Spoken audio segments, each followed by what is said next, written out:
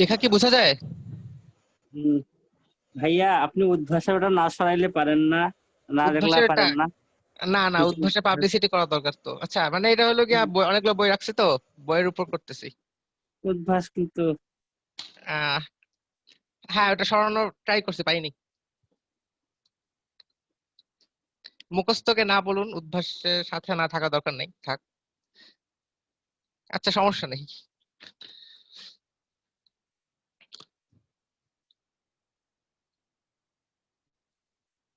আচ্ছা তো ক্লাস শুরু করে দিই। তো ফার্স্ট টার্ম আজকে শিখবো যেটা, সেটা হলো এক্সট্রিমাল প্রিন্সিপাল।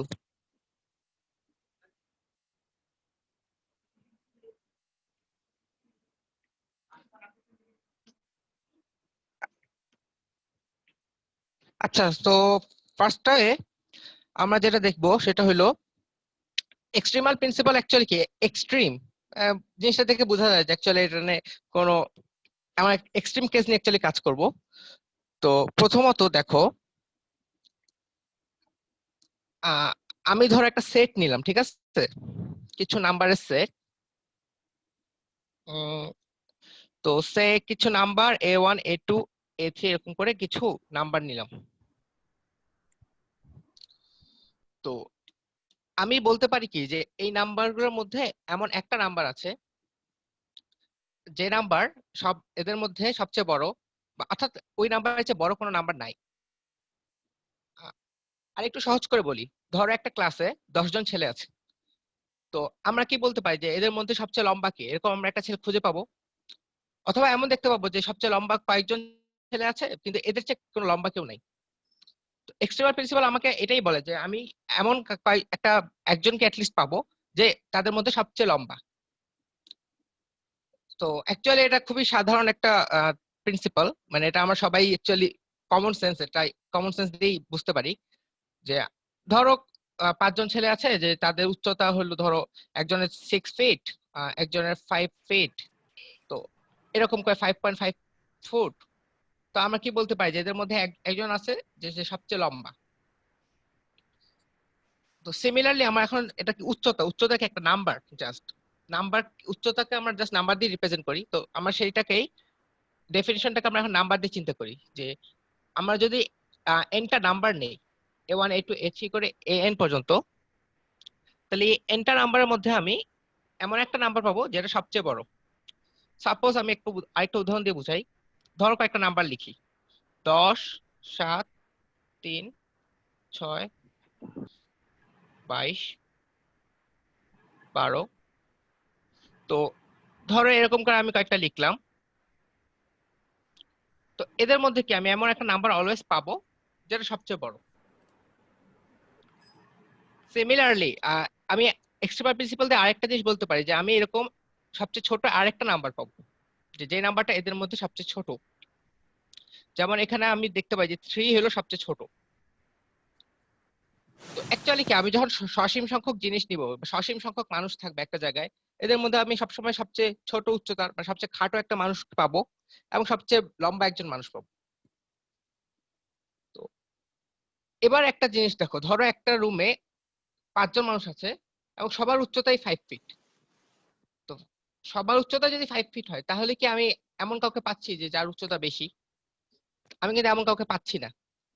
বাট আমার এক্সট্রিমাল প্রিন্সিপাল এটা বলে না যে আমি যে একজনকে পাবো মাত্র, কিন্তু আমার প্রিন্সিপাল বলতেছে যে আমি এমন একটা নাম্বার পাবো যার চেয়ে বেশি উচ্চতার কেউ নাই। তো এই ক্ষেত্রে অ্যাকচুয়ালি 5 ফিটই হলো আমার হাইয়েস্ট উচ্চতা এবং 5 ফিটই হলো লোয়েস্ট উচ্চতা। এবং আমি অ্যাটলিস্ট একজন করে তো পাচ্ছি যে সবচেয়ে বেশি, মানে একজন 5 ফিট আবার মানে সেই লোয়েস্ট। আচ্ছা এক মিনিট মেসেজ চেক করি।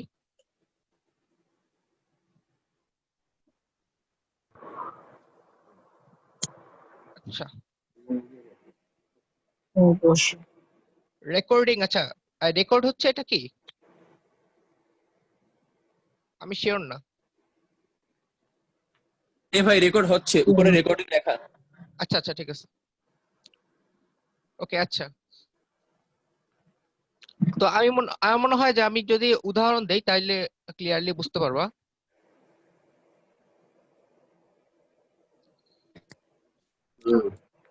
হ্যাঁ।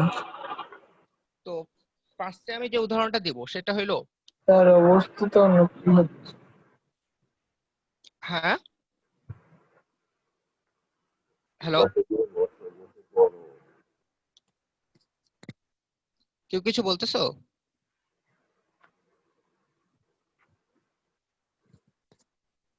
হ্যালো, আচ্ছা। তো তো এখান থেকে আমরা মেইনলি বুঝতেছি যে আমি কিছু মানুষ থাকলে, যেমন একটা রুমে কিছু মানুষ আছে, তো এদের মধ্যে আমি একজন পাবো যার বয়স সবচেয়ে বেশি, তাদের মধ্যে সবচেয়ে বৃদ্ধ একজন মানুষ, এবং এমন একজন পাবো যে তাদের মধ্যে সবচেয়ে কনিষ্ঠ। তো এটাকে মেইনলি এক্সট্রিমা প্রিন্সিপাল বলে। তো এটা কমন সেন্স হলো অ্যাকচুয়ালি এটা প্রবলেমে খাটানোর জন্য এটা খুবই ইম্পর্ট্যান্ট একটা স্কিল, ট্যাকটিক্স। তো এবার আমরা একটা উদাহরণ দেখি। তো ধরো তোমার কাছে একটা অসীম দৈর্ঘ্যের দাবা বোর্ড আছে। ধরো এটা একটা দাবা বোর্ড যেটা অসীম।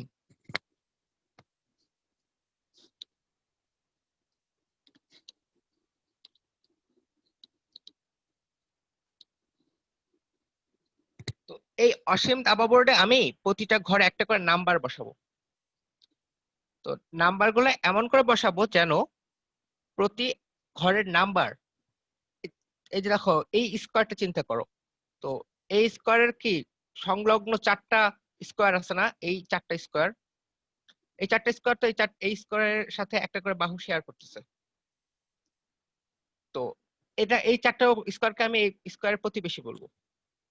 তো এইখানে যে নাম্বারটা বসবে সেই নাম্বারটা এই বাকি এই চারটা ঘরে যে নাম্বারগুলো গড়ের সমান হবে। যেমন সাপোজ এই ঘরে যদি বসে 10, এখানে যদি বসে 20, এই ঘরে যদি ধরো বসে 14, এই ঘরে যদি বসে 26, তাহলে এদের গড় বসবে মাঝখানে। তো গড় কত হবে এখানে? এখানে গড় হলো তোমার আচ্ছা 26 না, ধরো 28। 35 কত? 35 নাকি 35। না 17.5 সরি 17.5 পয়েন্টে হ্যাঁ, আসে আচ্ছা পয়েন্ট আছে তো। 17.5 আচ্ছা 17.5 হ্যাঁ হ্যাঁ, আচ্ছা 75, আচ্ছা 35/2 ওই তো। তা আচ্ছা এখানে দেখো, তো আমার সবগুলো সংখ্যা পূর্ণ সংখ্যা হবে, পূর্ণ সংখ্যা আর ধনাত্মক সংখ্যা হবে। তো তাহলে ধরো এটা 28 ছিল। তো তাহলে আমি কি পাই? আমি পাই 18 18, 18। তো এভাবে করে আমি প্রতিটা ঘরে বসাবো। প্রবলেমটা কি বুঝছো তোমরা? আমি আরেকটা উদাহরণ দেই। ধরো এখানে 20 বসছে, তো আহ এপাশে ধরো আরো বাড়াইলাম। তো এখানে ধরো বসছে 40, এখানে ধরো বসছে 10, এখানে যদি বসে 30, তাহলে মাঝে বসবে কত? এই এদের সবগুলোর গড় 25 তো এলে বসবে মাঝে 25। এভাবে করে এই পুরো বর্গঘরটা আমি ফিল আপ করবো, এবং প্রতিটা ঘরে এরকম করে প্রতিটা সংখ্যা তার বাকি চারটা ঘরের গড়ের সমান হবে। তো Sir, will we do it also? yeah, Will we also do it? This question. হ্যাঁ, আমরা এই কোশ্চেনটা বুঝতেছো তুমি? আচ্ছা, না তোমার করতে হবে না, আমি নিজে সলভ দেখা দিব। এক্সট্রিমাল ইউজ করতেছি, তো যেহেতু ফার্স্ট বারের মতো ইউজ করতেছি। আচ্ছা হ্যাঁ, সবগুলো নাম্বার সেম হবে। আচ্ছা হ্যাঁ, কোশ্চেন স্টেটমেন্ট এখনো বলি নাই। তো এবার কথা হলো, আমি এইভাবে যদি ইনফিনিট ঘর ফিল আপ করি, তো আমাকে প্রমাণ করতে হবে যে আসলে প্রতিটা ঘরে সেম নাম্বারই বসবে, কোনো ভিন্ন নাম্বার বসতে পারবে না। আমার প্রমাণ হলো এটা, কারণ দেখো আমি এই ইনফিনিট ঘরে যখনই ফার্স্টে একটা নাম্বার বসাবো, ধরো এখানে একটা নাম্বার বসালাম, তো আমার প্রশ্নের প্রমাণ করতে বলতেছে যে আমি আসলে সব ঘরে সেম নাম্বারই বসে যাবে, কোনো আলাদা নাম্বার বসতে পারবে না এই ইনফিনিট গ্রিডে। তো এটা কেন, আমি এটা এখন তোমাদের দেখাই।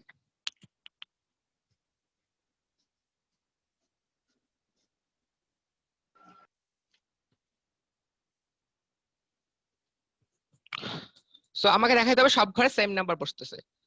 তো তোমরা কি প্রুফ বাই কন্ট্রাডিকশনের সাথে পরিচিত আছো? আচ্ছা হ্যাঁ, আমি হালকা বলি। প্রুফ বাই কন্ট্রাডিকশন হলো মানে তোমার সব মানে তুমি প্রথমে যেটা তোমাকে প্রুফ করতে বলবে তুমি ভাববা যে এটা সত্য না।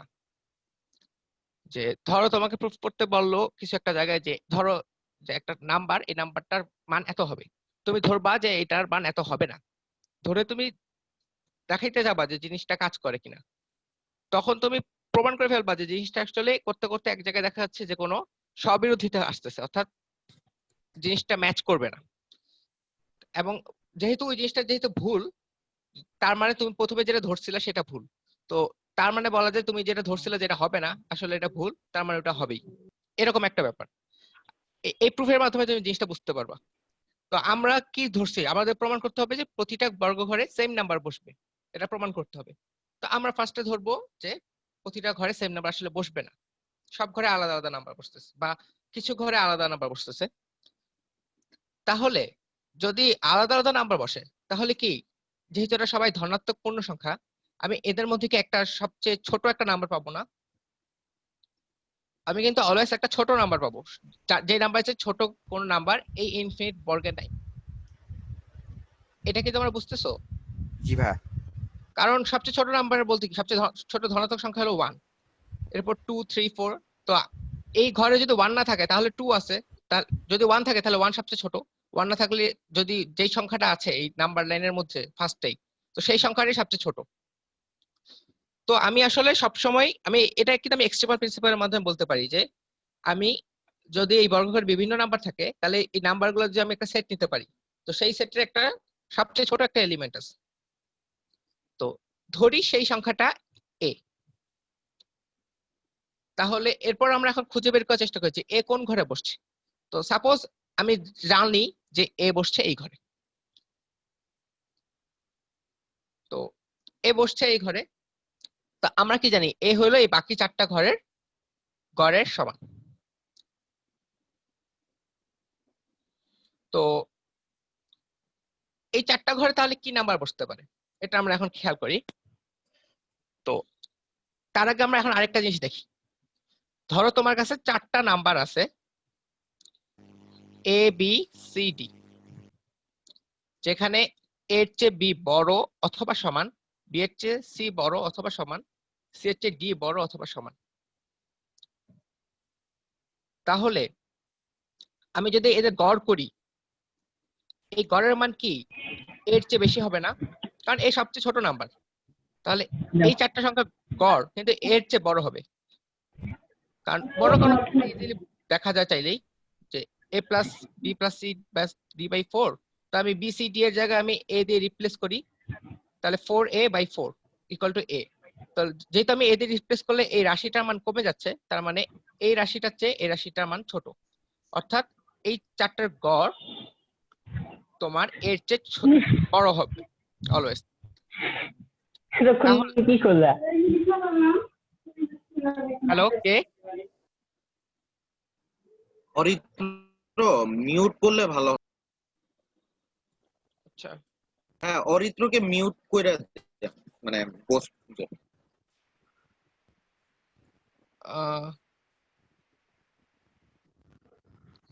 আচ্ছা সমস্যা নেই। ওকে, তো আমরা কি দেখতেছি, তো যেটা দেখলাম সেখানে হলো যে এই চারটার গড় তাহলে অবশ্যই এর চেয়ে বড় হবে, অর্থাৎ সবচেয়ে ছোট নাম্বারটা চেয়ে বড় হবে এদের গড়। তাহলে এখন এই জায়গাটাতে আমরা চলে আসি। এখন দেখো এখানে যে চারটা নাম্বার বসবে এই চারটা নাম্বার কিন্তু এর চেয়ে ছোট হইতে পারবে না, এই জিনিসটা খেয়াল করছো? কারণ আমি ধরেই নিছি এ সবচেয়ে ছোট নাম্বার। তাহলে কি এখানকার চারটা নাম্বার হয় এ হবে, না হলে এর চেয়ে বড় হবে, রাইট? তো আমরা ধরি এখানে চারটা নাম্বার বসলো। তো আমরা এখনই কি দেখলাম যে চারটা নাম্বারের গড় সবসময় তাদের মধ্যে যে সর্বনিম্ন নাম্বার তার চেয়ে বড় হবে অথবা সমান হবে। সমান হবে যখন চারটা নাম্বারই সেম হবে। তাহলে এখানে যদি আমি চারটা নাম্বারই যদি এর চেয়ে বড় হয় তাহলে তাদের গড় অবশ্যই এর চেয়ে বড় হবে। ইভেন আমার যদি তিনটা নাম্বার এর সমান হয় এবং একটা নাম্বার এর চেয়ে বড় হয়, স্টিল কিন্তু গড়টা এর চেয়ে বড় হয়ে যাচ্ছে।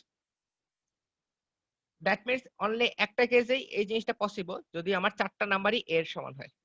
চারটা নাম্বার এর সমান হলে এই যে গড় এ হবে, অন্য সকল ক্ষেত্রে আমার কোনো একটা নাম্বার যদি এর চেয়ে বড় হয় তাহলে গড়টা এর চেয়ে বড় হয়ে যাবে। আর ছোট হতে পারবে না কেন? কারণ আমি ধরে নিছি যে ছোট হওয়া পসিবল না, আমি ধরে নিছি যে এই নাম্বারটা সবচেয়ে ছোট। এবং এটা কেমনে ধরছি আমি? এটা ধরছি আমি এক্সট্রিমাল প্রিন্সিপালের মাধ্যমে। তো আশা করি জিনিসটা ক্লিয়ার। এখানে আমি কি করলাম, তো একটা কন্ট্রাডিকশন চলে আসলো। তো আমি ফার্স্টে ধরে নিছিলাম যে এখানে ভিন্ন ভিন্ন নাম্বার বসছে, দেন আমি ধরে নিছি একটা ছোট নাম্বার আছে এবং সেই নাম্বারটা আমি বসায় দেখলাম যে না, আমি আসলে সেম নাম্বার পাচ্ছি। আবার দেখো, যখন এখানে এ আসছে, এই সিমিলার আর্গুমেন্ট ইউজ করে আমি কি দেখতে পারি যে এই চারটা ঘরেও এ বসবে। এভাবে যেই ঘরে এ বসছে তার আশেপাশে চারটা ঘরে অলওয়েজ এ বসতেছে। তো এইভাবে আমি বলতে পারি যে অ্যাকচুয়ালি প্রতিটা ঘরেই এ বসতেছে। এন্ড দ্যাট মিন্স কি আমি প্রতিটা ঘরে সেম নাম্বার পাচ্ছি। তো এটা কি সবাই বুঝছো? জি ভাই, বুঝছি ভাই। কেউ না বুঝলে জি একটু ভাইয়া। বলো। আচ্ছা, তো আশা করি সবাই বুঝছো। কেউ না বুঝলে এখনই বলতে পারো। আচ্ছা, তো আমি নেক্সট একটা প্রবলেমে চলে যাই।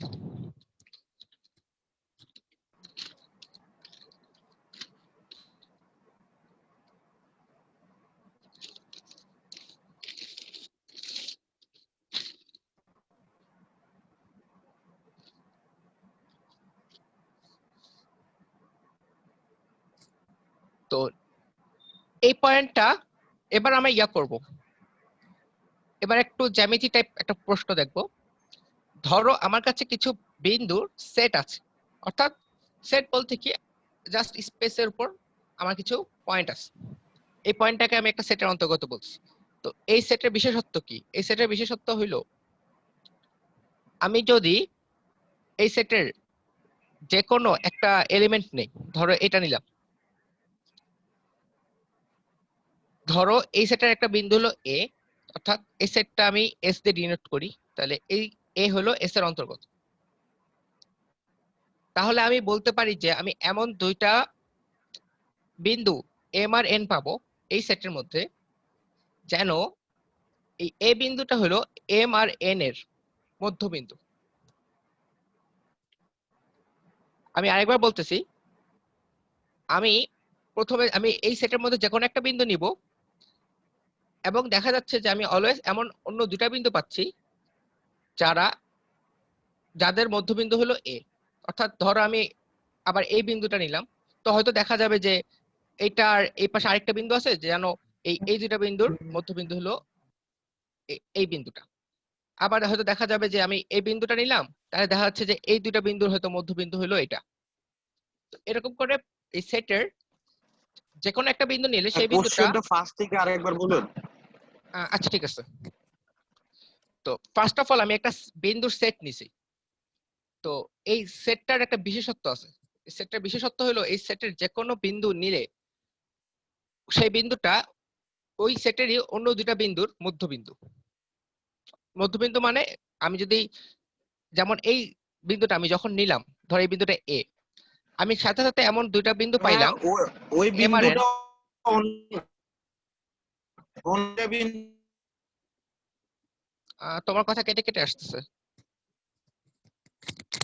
মানে যে কোনো একটা বিন্দু নিলে ওই বিন্দুটা অন্য কোনো দুইটা বিন্দুর সরলরেখার মধ্যবিন্দু হবে। হ্যাঁ হ্যাঁ হ্যাঁ, আচ্ছা, অন্য দুইটা বিন্দু সরলরেখার মধ্যবিন্দু হবে, হ্যাঁ। ভাই এটা কি এক্স্যাক্টলি একটা বিন্দুর জন্য না ওই স্পেসের সকল বিন্দুর জন্য? সকল, ওই সেটের সকল বিন্দুর জন্য। তো এই সেটের যে কোনো বিন্দুর জন্য আমি ধরো এই বিন্দু নিলাম, তো তখন আমি দেখা যাবে এরকম করে আরেকটা বিন্দু পাচ্ছি যেন এই দুইটা বিন্দুর মধ্যবিন্দু এটা হয়, এবং এই বিন্দুটাও এই সেটের অন্তর্ভুক্ত। তো বুঝতে পারছি। হ্যাঁ, তো এভাবে করে তো আমাকে এখন প্রমাণ করতে হবে যে এই সেটটা আসলে কোনো সসীম সেট না, এটা একটা অসীম সেট হইতেই হবে আর কি। হ্যাঁ এটা সসীম না, yes, yes. আপনার এটা যদি বলি যে যেহেতু একটা কর্নারের বিন্দু থাকবে এবং ওই কর্নারের বিন্দুর জন্য আমাদের অবশ্যই একটি অতিরিক্ত বিন্দু লাগবে, সেহেতু এই হ্যাঁ হ্যাঁ কখনোই আপনি হচ্ছে সসীম, তাহলে তো হয়ে হ্যাঁ গেল। হ্যাঁ হ্যাঁ এক্স্যাক্টলি, হ্যাঁ অনেকটা এরকমই। হ্যাঁ আমি তো এই জিনিসটাই, হ্যাঁ তুমি বুঝতে পারছো, তুমি জিনিসটা বুঝতে পারছো। তো এই জিনিসটাই আমি একটু ফর্মালি দেখাচ্ছি। গুড। তো ওকে, তো প্রথমে দেখো, হ্যাঁ তো কর্নার বিন্দুর কথা যেটা বললো অনেকটা জিনিসটা ঠিক, তো এই জিনিসটাই আমি এখন দেখাবো যে এই জিনিসটা আমি অ্যাকচুয়ালি কিভাবে বুঝতে পারি যে আমি এখানে সলভ এর সময় কিভাবে অ্যাটেম্পটটা নিচ্ছি। তো প্রথমত আমরা এখন দেখানোর জন্য শুরুতে করব কি, তো শুরুতে ধরো কিছু বিন্দু এরকম আছে এই সেটটার। আচ্ছা আমি এই সাইডে দেখাই। তো হ্যাঁ, তো ধরো এরকম বিন্দুগুলা আছে, সেটটা আমি পুরোপুরি আঁকলাম না। তো এখানে আমি এক্সট্রিমাল প্রিন্সিপাল ইউজ করার চেষ্টা করব। তো এখানে তো কোনো নাম্বার নাই, এখানে আমি এক্সট্রিমাল প্রিন্সিপাল কিভাবে ইউজ করতে পারি? তো এক্সট্রিমাল প্রিন্সিপাল অ্যাকচুয়ালি আমাকে কি বলে, সেটা বলে আমাকে কিছু এক্সট্রিম কেস দেখায়, অর্থাৎ সবচেয়ে বড়, সবচেয়ে ছোট, এবং এরকম আরো অনেক কিছু দেখাইতে পারে। যেমন এখানে বড় ছোট কিছু নেই, এখানে সবই বিন্দু। ডিস্টেন্সের এক্সট্রিমাল প্রিন্সিপাল নেন। জি ডিস্টেন্সের এক্সট্রিমাল প্রিন্সিপাল নেন। হ্যাঁ, ডিস্টেন্সের নিতে পারি, অবশ্যই নিতে পারি, তবে ওটা অনেক বেশি কমপ্লেক্স হয়ে যায়। তো এখানে প্রতিটা বিন্দুর ডিস্টেন্সের অনেকগুলো ডিস্টেন্স হ্যাঁ, এখানে কি এই আইডিয়াটা কাজে লাগবে? সবচেয়ে বামের একটা বিন্দু পাওয়া যাবে, হ্যাঁ হ্যাঁ হ্যাঁ হ্যাঁ, এরকম কিছু? এরকম এরকমই। হ্যাঁ আমি এটাই বলতেছিলাম। তো হ্যাঁ এটাই আমি বলতেছিলাম। তো আমি কিন্তু এখানে আরো অনেক ভাবে অ্যাপ্লাই করতে পারি, যে সবচেয়ে বামের বিন্দু, সবচেয়ে ডানের বিন্দু। আমি কিন্তু যেহেতু একটা সসীম সেট, তাহলে যদি হয় তাহলে কি আমি সবচেয়ে বামে একটা বিন্দু পাবো না? তো আমি আবার প্রুফ বাই কন্ট্রাডিকশন করার চেষ্টা করব। আমি এখানে ধরে নিব যে এটা একটা সসীম সেট, এবং এটা ধরে আমি দেখানোর চেষ্টা করব যে এটা আসলে সসীম সেট হইতে পারবে না। তো ধরে নিলাম আমি সবচেয়ে এটা একটা সসীম সেট। তো এই সেটে তাহলে আমি কি একটা সবচেয়ে বামের বিন্দু পাবো, বা এর চেয়ে বলা ভালো যে আমি এমন একটা বিন্দু, এমন একটা রেখা পাবো বামে, যেই রেখার বাম দিকে আর কোনো বিন্দু নাই এই সেটের। ভাই এই কথাটা কি সরাসরি বলা উচিত হবে? মানে এই কথা সরাসরি বলা তো আমার মনে হয় উচিত না কোনোভাবে। এই কথা সরাসরি তুমি বলতে পারবা, তুমি যদি ধরো যদি এক্সামের কথা ধরো, তো তুমি যদি এইভাবে লিখো যে বাই এক্সট্রিমাল প্রিন্সিপাল আমরা জানি যে সবচেয়ে বামের দিকে এমন একটা বিন্দু আছে যেটার বামের দিকে আর কোনো বিন্দু নাই। তো তুমি বামের ক্ষেত্রে হবে না, এটা তো আপনার হচ্ছে বামে ডানে উপরে নিচে সব হ্যাঁ ক্ষেত্রেই আপনি প্রযোজ্য সব হবে। ক্ষেত্রেই পাবা তুমি। হ্যাঁ আমি বাম ধরছি, তুমি ইচ্ছা করলে ডান ধরতে পারতা, এটা কোনো ম্যাটার না। আমি জাস্ট বাম ধরছি সুবিধার জন্য। তো তুমি ডান ধরতে পারো, তুমি যদি ডানপন্থী হও, তো এটা সমস্যা না। এবং তুমি এটা লিখতে পারবা, ডিরেক্ট লিখে দিতে পারবা, কারণ এটা অ্যাকচুয়ালি এক্সট্রিমাল প্রিন্সিপাল দিয়েই তুমি আমরা বুঝতে পারি। ধরো এখানে তুমি যদি ইচ্ছা করলে এক্স অ্যাক্সিস ওয়াই অ্যাক্সিস টানতে পারতা, টেনে তখন তুমি কি বলতে পারতা যে এগুলা এক একটা কি এক্স অ্যাক্সিস এর ভ্যালু, এগুলো এক্স অ্যাক্সিস এর কোঅর্ডিনেট বলতে পারতা, যে প্রতিটা এক একটা করে কি আছে, যে এরকম করে কোঅর্ডিনেট আছে। তো এখানে তুমি বলতে পারতা যে সবচেয়ে ছোট নাম্বার যেটা সেটা আমি ধরবো। তো ওটা অ্যাকচুয়ালি কমপ্লেক্স হয়ে যায়। তো তুমি ডিরেক্ট বলে দিতে পারো যে আমি যদি আহ এরকম একটা সসীম সেট নেই, তাহলে অবশ্যই আমি সবচেয়ে বামে বিন্দু পাবো। তো এখন সবচেয়ে বামের এই বিন্দুটা চিন্তা করো,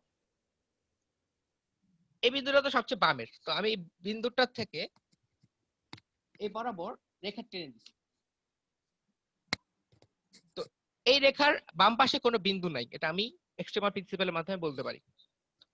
তো দ্যাট মিনস এই রেখার পাশে যেহেতু বিন্দু নাই, এখন দেখো তাহলে আমি কি জানি এই বিন্দুটাও অন্য দুইটা বিন্দুর মধ্যবিন্দু। তো ওই তাহলে সাইডে অন্য দুইটা বিন্দু অবশ্যই এই রেখাটার উপরে। হ্যাঁ আচ্ছা, তো দেখো, তো ধরো এর মধ্যে একটা বিন্দু যদি এই রেখার উপরে না হয়, ধরো একটা বিন্দু এই সাইডে হয়েছে, তাহলে কি আমার অপর বিন্দুটা মাস্ট বি রেখাটার এই সাইডে হইতে হচ্ছে। তো কিন্তু রেখার এই সাইডে তো কোনো বিন্দু নাই। জিনিসটা ক্লিয়ার? আমি যদি এই রেখার উপর বিন্দু না নেই, অন্য কোনো বিন্দু হয়, ধরো এই বিন্দুটা, এই বিন্দুটা, এবং তাহলে অপর বিন্দুটা কি হবে, অপর সাইডে হয়ে যাবে আমার। যেহেতু এই রেখার এই সাইডে কোনো বিন্দু থাকতে পারবে না, দ্যাট মিনস অ্যাকচুয়ালি এই রেখার উপরেই আমার দুইটা বিন্দু থাকবে, যাদের মধ্যবিন্দু হবে এই বিন্দুটা।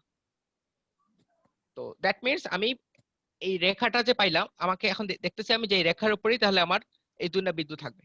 সিমিলারলি আমি এখন এই বিন্দুটার কথা চিন্তা করি, তাহলে এই বিন্দুটা কি এমন দুইটা বিন্দুর মধ্যবিন্দু এই সেটের। তো ওই সেটের এই দুটো বিন্দু এই রেখার উপরেই থাকতেছে, এই একইভাবে আর্গুমেন্ট করে।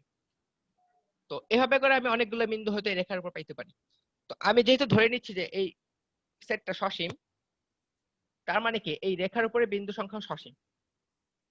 এবার শুধু এই রেখাটার কথা চিন্তা করো, এই রেখার উপর কয়েকটা বিন্দু আছে এরকম, তাহলে কি আমি এদের মধ্যে সবচেয়ে উপরের একটা বিন্দু পাবো, রাইট?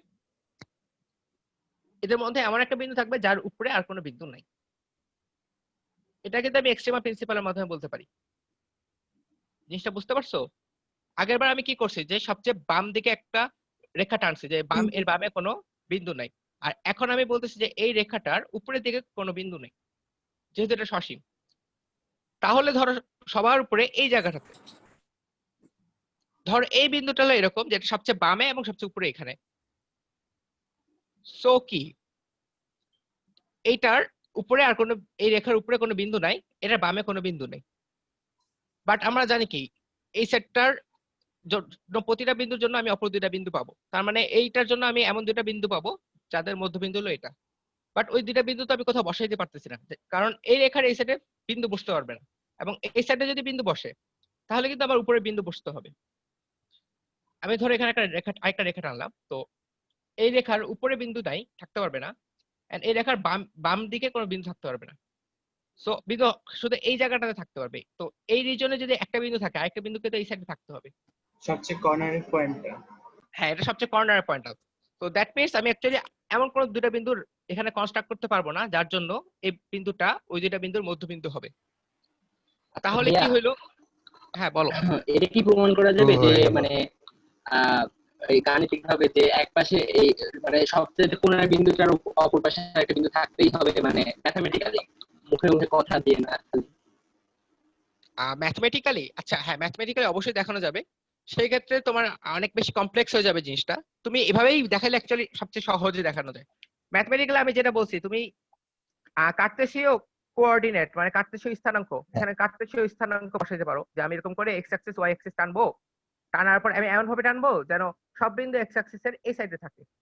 দেন তুমি প্রতিটা বিন্দু একটা করে স্থানাঙ্ক বসাই দিলা, এক্স স্থানাঙ্ক ওয়াই স্থানাঙ্ক, দেন তুমি দেখাইলা যে ওয়াই স্থানাঙ্ক, যেহেতু কি ওয়াই স্থানাঙ্কের একটা আমি সেট পাচ্ছি, তো আমি এর মধ্যে অবশ্যই এমন একটা সংখ্যা পাবো যেটা সবচেয়ে বড়। দ্যাট মিনস সেই ওয়াই স্থানাঙ্কটা সবচেয়ে বড়, দ্যাট মিনস সেই বিন্দুটা সবার উপরে আছে। এন্ড ওখান থেকে তুমি ম্যাথমেটিক্যালি ভাবে দেখাইতে পারবা যে, দেন তুমি দেখাইতে পারবা যে আমি দুইটা বিন্দু x1 y1 x2 y2 হইলে তাদের মধ্যবিন্দু হইলে সেইটাকে আমার কোন রেঞ্জের মধ্যে থাকতে হচ্ছে এবং এটা কোন রেঞ্জের মধ্যে আছে, তুমি পুরোটাই দেখানো যাবে এটা। বাট এটা হলো গিয়া মানে অকারণে কমপ্লেক্স হবে জিনিসটা। মানে এখানে সহজে এমনি তুমি করতে পারবে, এবং এটা তুমি যদি লিখো এই সলিউশনে তোমার কোনো মার্কস যাবে না। কারণ এক্সট্রিমাল প্রিন্সিপাল এই জন্য অ্যাকচুয়ালি ইউজ করা হয় যে যে জিনিসটা তুমি বুঝতে পারতেছো, ফিল করতে পারতেছো, বাট এক্সপ্রেস করার জন্য অ্যাকচুয়ালি তোমার এই এক্সট্রিমাল প্রিন্সিপালটা কাজে লাগে। তো আমি আরেকবার সামারি টানি। প্রথমে আমি সবচেয়ে বামের দিকে এমন একটা রেখা চুজ করলাম যার বামে অন্য কোনো বিন্দু নেই। তো এই রেখার উপর যে বিন্দুটা আছে আমি দেখলাম যে এই রেখার উপর যে বিন্দুটা আছে সেই বিন্দুটা অন্য যে দুটো বিন্দুর মধ্যবিন্দু হবে সেই দুটো বিন্দু আসলে এই রেখার উপরেই থাকতে হবে। এন্ড দেন আমি এই রেখার উপর অনেকগুলো বিন্দু পেলাম, তাদের মধ্যে আমি সবচেয়ে উপরের বিন্দুটা নিলাম। এন্ড এরপর আমি দেখলাম যে এই বিন্দুটা আসলে, এই বিন্দুটার জন্য আমি এমন কোনো দুটো বিন্দু পাচ্ছি না যার জন্য এটা মধ্য বিন্দু হয়। তো এর মানে আমি আসলে কি বুঝতেছি? তো আমি ফার্স্ট সসীম ধরে নিছিলাম, এন্ড সসীম ধরে আমি এখন দেখলাম যে আমি আসলে আটকায় গেছি, আমি অ্যাকচুয়ালি আর পারতেছি না কনস্ট্রাক্ট করতে। এটার একটাই সলিউশন, তার মানে যে এটা সসীম না। অর্থাৎ আমি প্রথমে যেটা ধরছিলাম সেটা ভুল, তার মানে এটা সসীম না, তার মানে আমার অ্যাসাম্পশন ভুল ছিল, এবং তার মানে এই সেটটা অ্যাকচুয়ালি একটা অসীম set. That means proof by contradiction, অর্থাৎ কন্ট্রাডিকশনের মাধ্যমে আমি প্রুফ করে ফেললাম যে এটা অ্যাকচুয়ালি একটা অসীম সেট। বুঝতে পারছো ভাইয়া?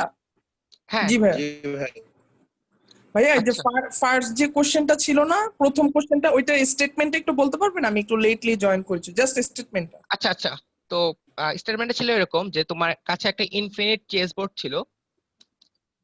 তো হ্যাঁ, তো ইনফিনিট চেস বোর্ডের মধ্যে তুমি প্রতিটা ঘরে একটা করে বিন্দু দিবা, সরি একটা করে নাম্বার লিখবা, প্রতিটা ঘরে একটা করে নাম্বার লিখবা। তো এই নাম্বারটা তার পার্শ্ববর্তী যে চারটা ঘর, মানে বর্গের চারটা বাহু না, এই চারটা বাহু, বুঝছি জি তো ভাই।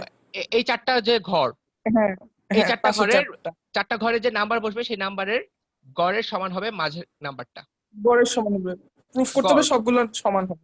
হ্যাঁ, সবগুলো একই নাম্বার হবে। হ্যাঁ আচ্ছা ওকে, বুঝতে পারছি, থ্যাংক ইউ ভাই।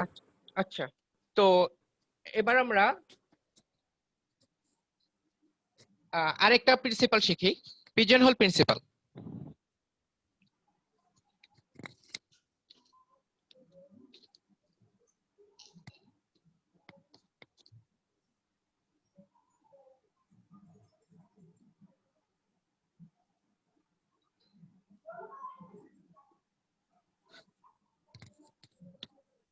Pigeon whole principal.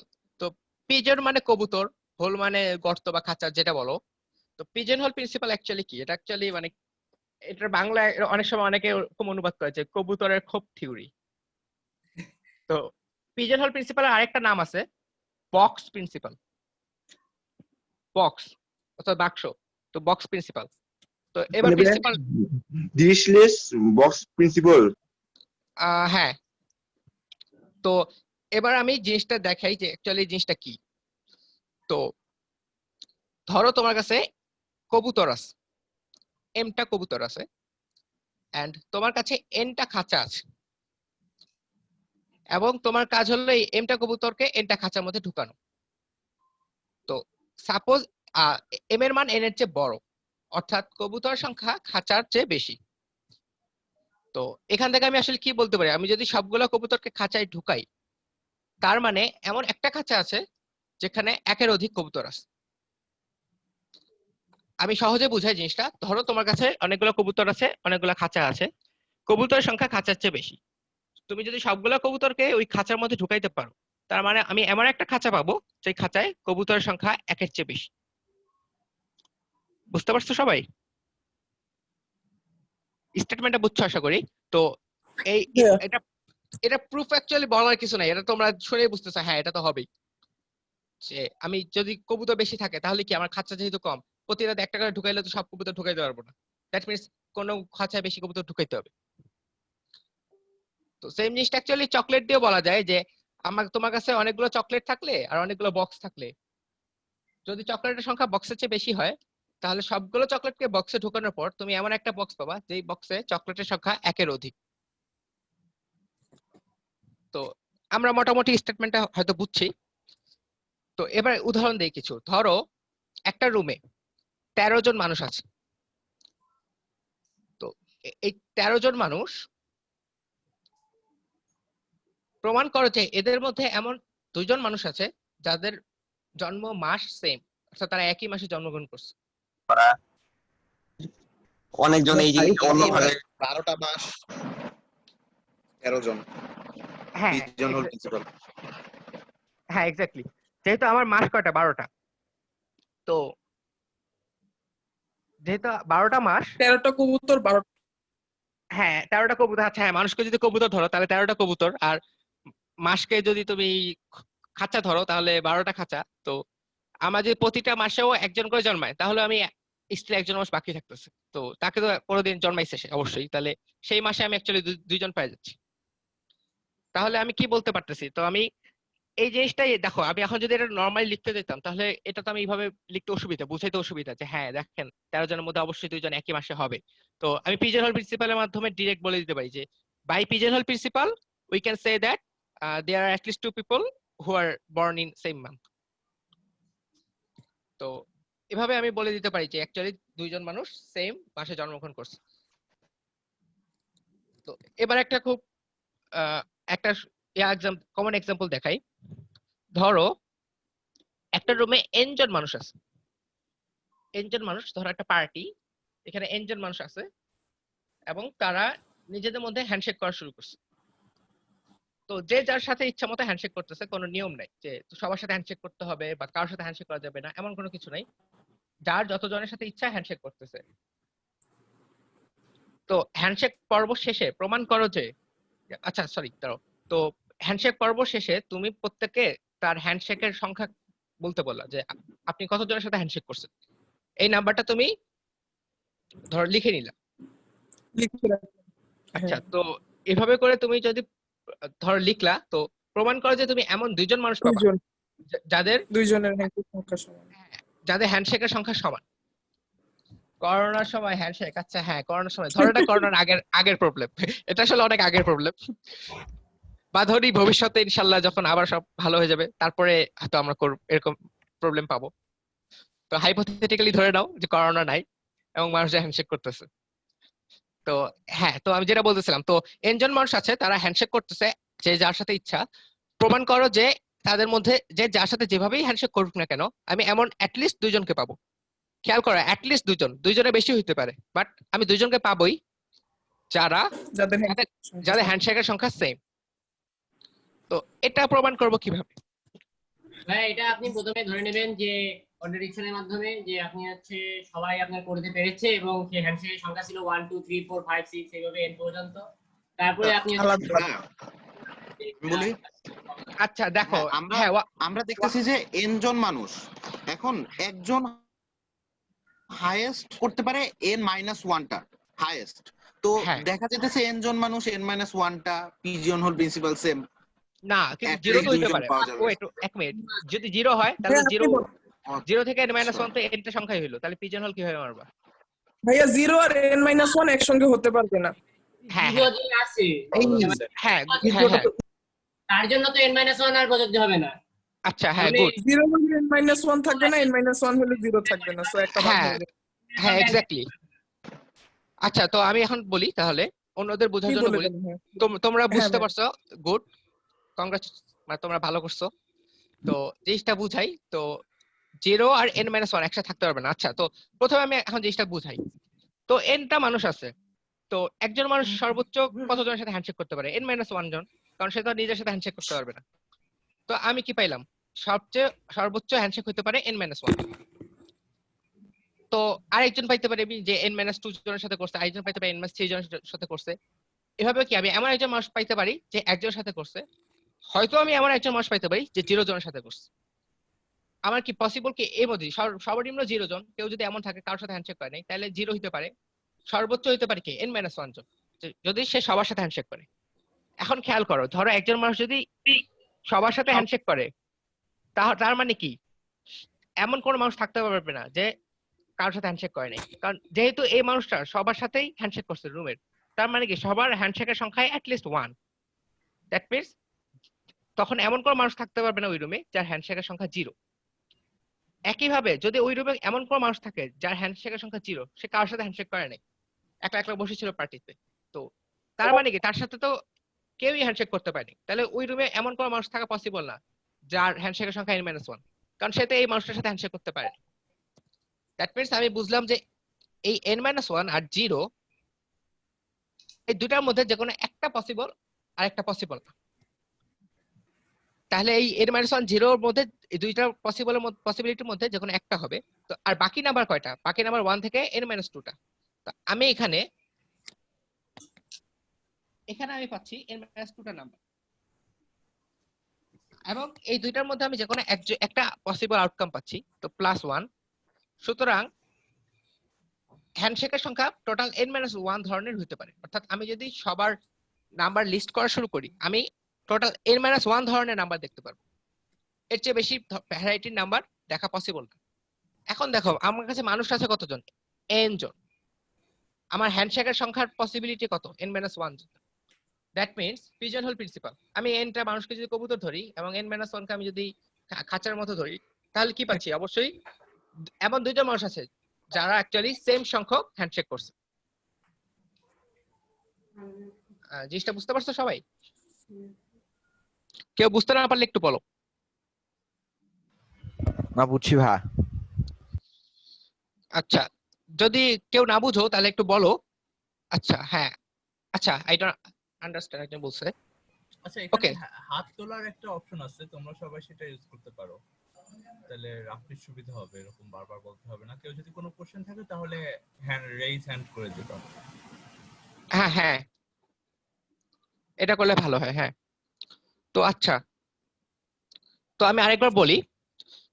তোমার কাছে একটা রুমে n জন মানুষ আছে এবং হ্যান্ডশেকের সংখ্যা কত হতে পারে? সর্বনিম্ন হতে পারে 0, কারণ এমন হতে পারে যে ওই রুমে কেউ কারোর সাথে হ্যান্ডশেক করেনি, মানে একজন মানুষ কারোর সাথে হ্যান্ডশেক করেনি, তাহলে তার হ্যান্ডশেকের সংখ্যা কত হবে? 0। 0 চেয়ে কম হওয়া পসিবল না অবশ্যই। এবং অপর দিকে দেখো, যেহেতু n জন মানুষ আছে, তাহলে হাইয়েস্ট কত হতে পারে? n-1, কারণ এর চেয়ে বেশি তো পসিবল না, কারণ সে নিজের সাথে হ্যান্ডশেক করতে পারবে না।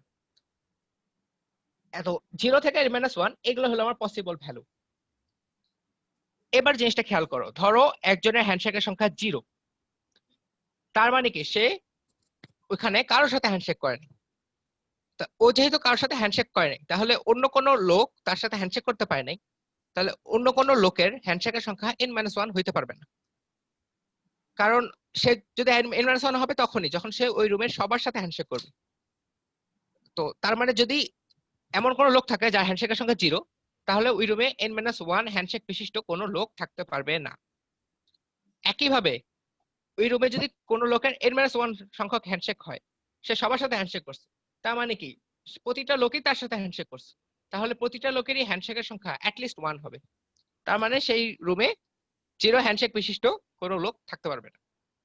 তাহলে আমি কি পাচ্ছি, এই দুইটা অ্যাকচুয়ালি একসাথে হওয়া পসিবল না, এই দুইটার মধ্যে যে কোনো একটা ঘটনা ঘটতে পারে, হয় 0 না হলে n-1। এই দুইটা পসিবল ভ্যালুর মধ্যে যে কোনো একটা ভ্যালু আমি পাবো, এবং বাকি ভ্যালু আছে কয়টা এখানে, 1 2 3 4 এরকম করে n-2 পর্যন্ত। তার মানে টোটাল আমি যদি এখানে কত ধরনের পসিবিলিটিস আছে, টোটাল n-1 ধরনের পসিবিলিটিস আছে। আর আমার মানুষ আছে যেহেতু nটা, n-1 ধরনের পসিবিলিটি, তাহলে অবশ্যই আমি এমন দুইজন মানুষ পাবো যাদের হ্যান্ডশেকের সংখ্যা সেম হয়ে যাবে। তো আশা করি সবাই বুঝছো। তো এবার আরেকটা প্রবলেম দেখাই। ধরো তো তোমার কাছে একটা সমবাহু ত্রিভুজ আছে,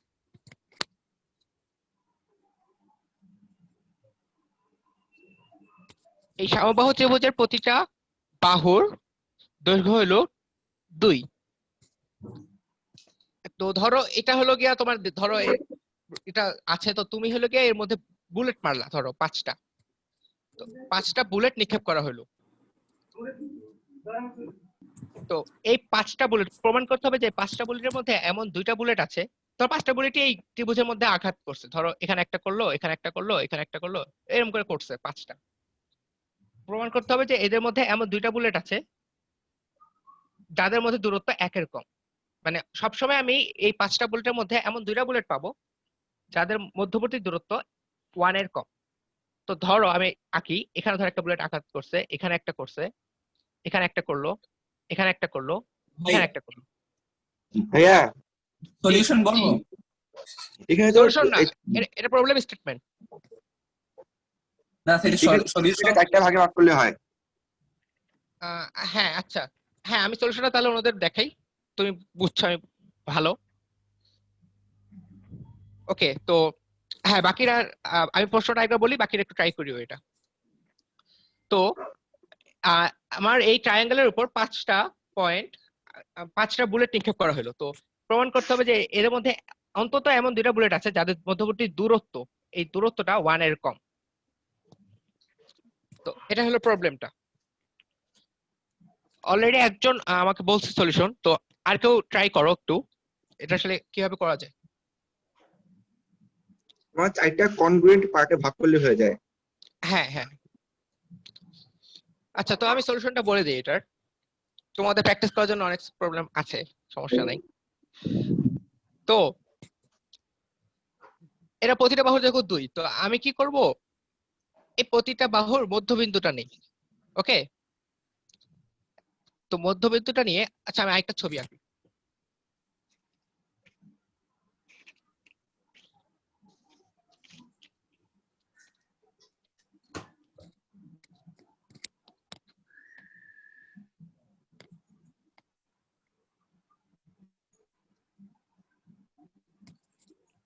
হ্যাঁ, তো এটা হলো তোমার ত্রিভুজটা, আমি এটার মধ্যবিন্দুগুলো নেই, মধ্যবিন্দুগুলো দিয়ে আমি যোগ করে দিই। তো তোমরা হয়তো এই উপপাদ্যটা শুনছো অলরেডি, যে মধ্যবিন্দু কোন ত্রিভুজের 2টা বাহুর মধ্যবিন্দু যোগ করলে সেটা তৃতীয় বাহুর সমান্তরাল এবং অর্ধেক হয়। তো যেহেতু এটার দৈর্ঘ্য 2, তার মানে আমরা বলতে পারি যে এটার দৈর্ঘ্য 1। সিমিলারলি এটা দৈর্ঘ্য 1, এটা দৈর্ঘ্য 1, কারণ এটাও তো মধ্যবিন্দু। তাহলে আমরা কি পাচ্ছি, এটা আসলে আরেকটা সমবাহু ত্রিভুজ। এবং যেহেতু পুরোটা দৈর্ঘ্য 2 ছিল, এটা যেহেতু মধ্যবিন্দু, তার মানে এটা দৈর্ঘ্য 1, এটা দৈর্ঘ্য 1। তো এভাবে আমি আসলে কি পাচ্ছি, আমি আসলে 4টা সমবাহু ত্রিভুজ পাচ্ছি।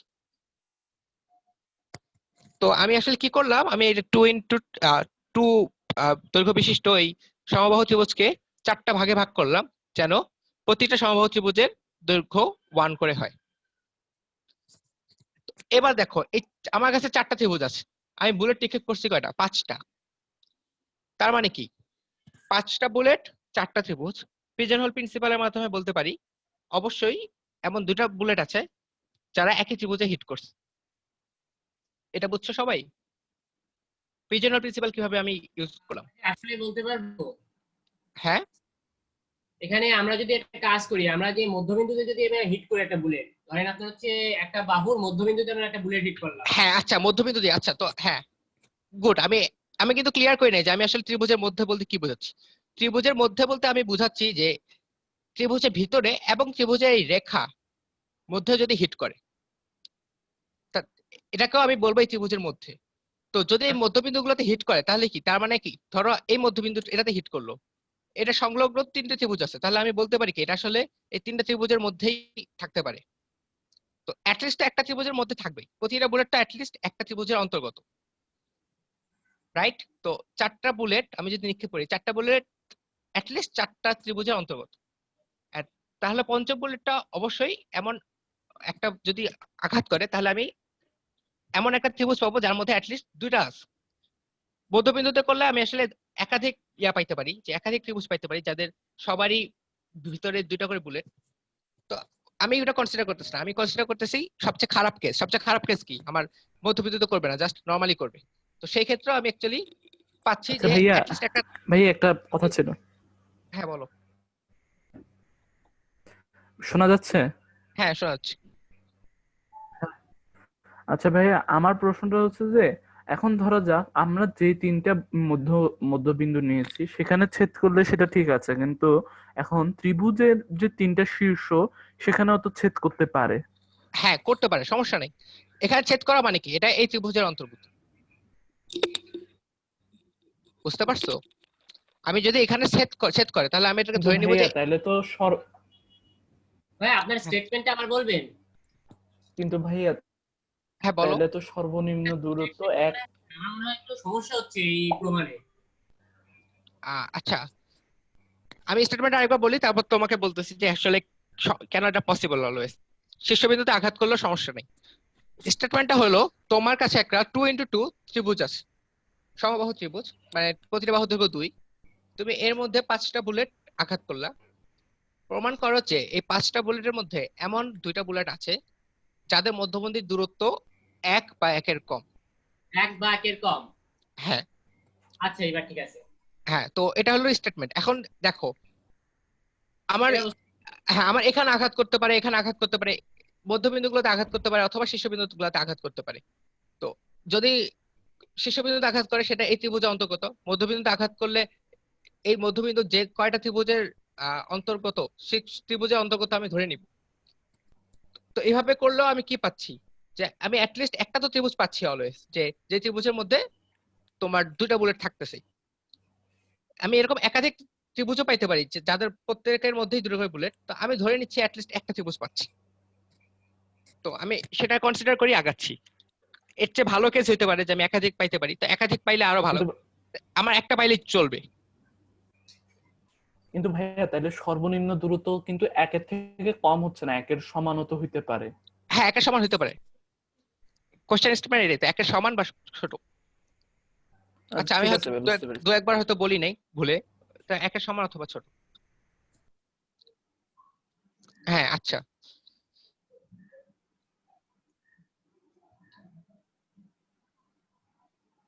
What if I say only less than, আচ্ছা লেস ইকুয়াল হইতে পারে যদি তোমার এই যে দেখো, ধরো এই তিনটা শীর্ষবিন্দুতে 3টা আঘাত আনলো আর এই 2টা বাহুতে 2টা আঘাত আনলো, এই 2টা মধ্যবিন্দুতে, তাহলে কিন্তু আমার দৈর্ঘ্য 1 এর কম না। তো এর জন্য আমি আসলে বলতে পারি না যে 1 এর সমান হইতে পারে না, 1 এর সমান হইতে পারে। এই জন্য আমার কোশ্চেন স্টেটমেন্ট অ্যাকচুয়ালি যে 1 এর সমান অথবা ছোট। তো আচ্ছা হ্যাঁ, তো আমি কি এর মধ্যে অবশ্যই তাহলে এমন একটা ত্রিভুজ পাবো যাদের মধ্যে 2টা বিন্দু আঘাত করছে। তো আমি ওই ত্রিভুজটা শুধু চিন্তা করি, তাহলে ওই ত্রিভুজটাকে আমি জুম আউট করি, জুম ইন করে আমি এরকম একটা ত্রিভুজ পাইলাম। তো এই ত্রিভুজটার মধ্যে 2টা বুলেট আঘাত আনছে, হইতে পারে এটা শীর্ষবিন্দু, হইতে পারে এটা সাইডে, যে কোনো জায়গায় হইতে পারে। তো দেখো আমার এই দৈর্ঘ্যটা কত, 1, এই দৈর্ঘ্যটা 1। ধর আমি এবিসি লিখি, তাহলে AB equal to AC equal to 1। এবং এছাড়া আবার আমি যদি অন্য কোনো এখান থেকে লম্ব টানি বা এখান থেকে কোনো বিন্দু ধরে এখানে যোগ করি, এই রেখার দৈর্ঘ্য এই রেখা দৈর্ঘ্য কিন্তু অলওয়েজ 1 এর কম। তাহলে আমি অ্যাকচুয়ালি কি পাচ্ছি? আমি পাচ্ছি যে ধরো কোন রেখা যদি আমার এই শীর্ষবিন্দুতে ছেদ করে, তাহলেও আমি অন্য বিন্দুটা আসলে বি অথবা সি তে বসাইলে আমরা 1 পাবো, এবং বি আর সি না বসাইলে কি ত্রিভুজের মধ্যে বসাইলে আমি 1 এর কম পাচ্ছি অলওয়েজ। এটা অ্যাকচুয়ালি তোমার ডিরেক্ট দেখেই বোঝা যাচ্ছে, তোমরা ডিরেক্ট বলতে পারবা। যদি ধরো এরকম কোশ্চেন আসলো তো লিখতে পারবা হ্যাঁ যে আমরা দেখতে পাই যে একই ত্রিভুজের মধ্যে অ্যাকচুয়ালি দুইটা বিন্দু বসাইলে তাদের দূরত্ব অলওয়েজ 1 বা 1 এর কম হয়। কারণ আমি আরেকবার দেখাই। তো ধরো এখানে প্রথম একটা বিন্দু হলো এটা, তো সেই বিন্দুটাকে কেন্দ্র করে আমি যদি তোমার 1 রেডিয়াসের একটা সার্কেল আঁকি, তাহলে কি এটা এই পুরা 1 রেডিয়াস সার্কেলের মধ্যে এই ভিতরে ত্রিভুজটা ঢুকে যাবে। তার মানে কি যেহেতু এখান থেকে এই রেডিয়াসটা হলো 1, তাহলে এই এটার এই বৃত্তটা চিন্তা করে, এটা হলো কেন্দ্র, এটা হলো বৃত্ত, রেডিয়াস হলো এটা, তাহলে এই রেডিয়াসের এই বৃত্তের ভিতরে যে কোনো বিন্দু থেকে এই কেন্দ্রের দূরত্ব 1 এর কম, এবং যেহেতু পুরো ত্রিভুজটাই এটার ভিতরে, তার মানে এখানকার যে কোনো বিন্দু আমি নিলে এদের মধ্যে দূরত্ব 1 এর কম হচ্ছে অলওয়েজ। এজন্য আমি বলতে পারি যে এই ত্রিভুজটার ভিতরে যেহেতু দুটা বিন্দু আছে, তার মানে ওই দুটা বিন্দুর দূরত্ব 1 এর কম হবে। তো এইভাবে আসলে প্রুফ হয়ে যায় যে পিজনহোল প্রিন্সিপাল দিয়ে আমি প্রুফ করে ফেললাম যে আসলে যে আমি অলওয়েজ এমন দুটো বুলেট পাবো যাদের মধ্যবর্তী দূরত্ব 1 এর কম, বা 1 বা 1 এর কম, সরি 1 এর সমান হতে পারে বা 1 এর কম। এটা কি বুঝছো?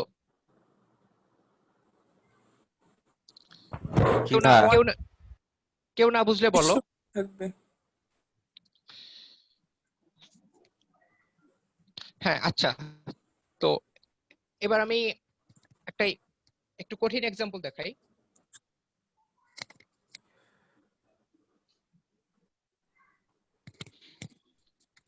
ধরো তোমার কাছে কিছু একটা নাম্বার সেট আছে, a1 a2 a3 এরকম করে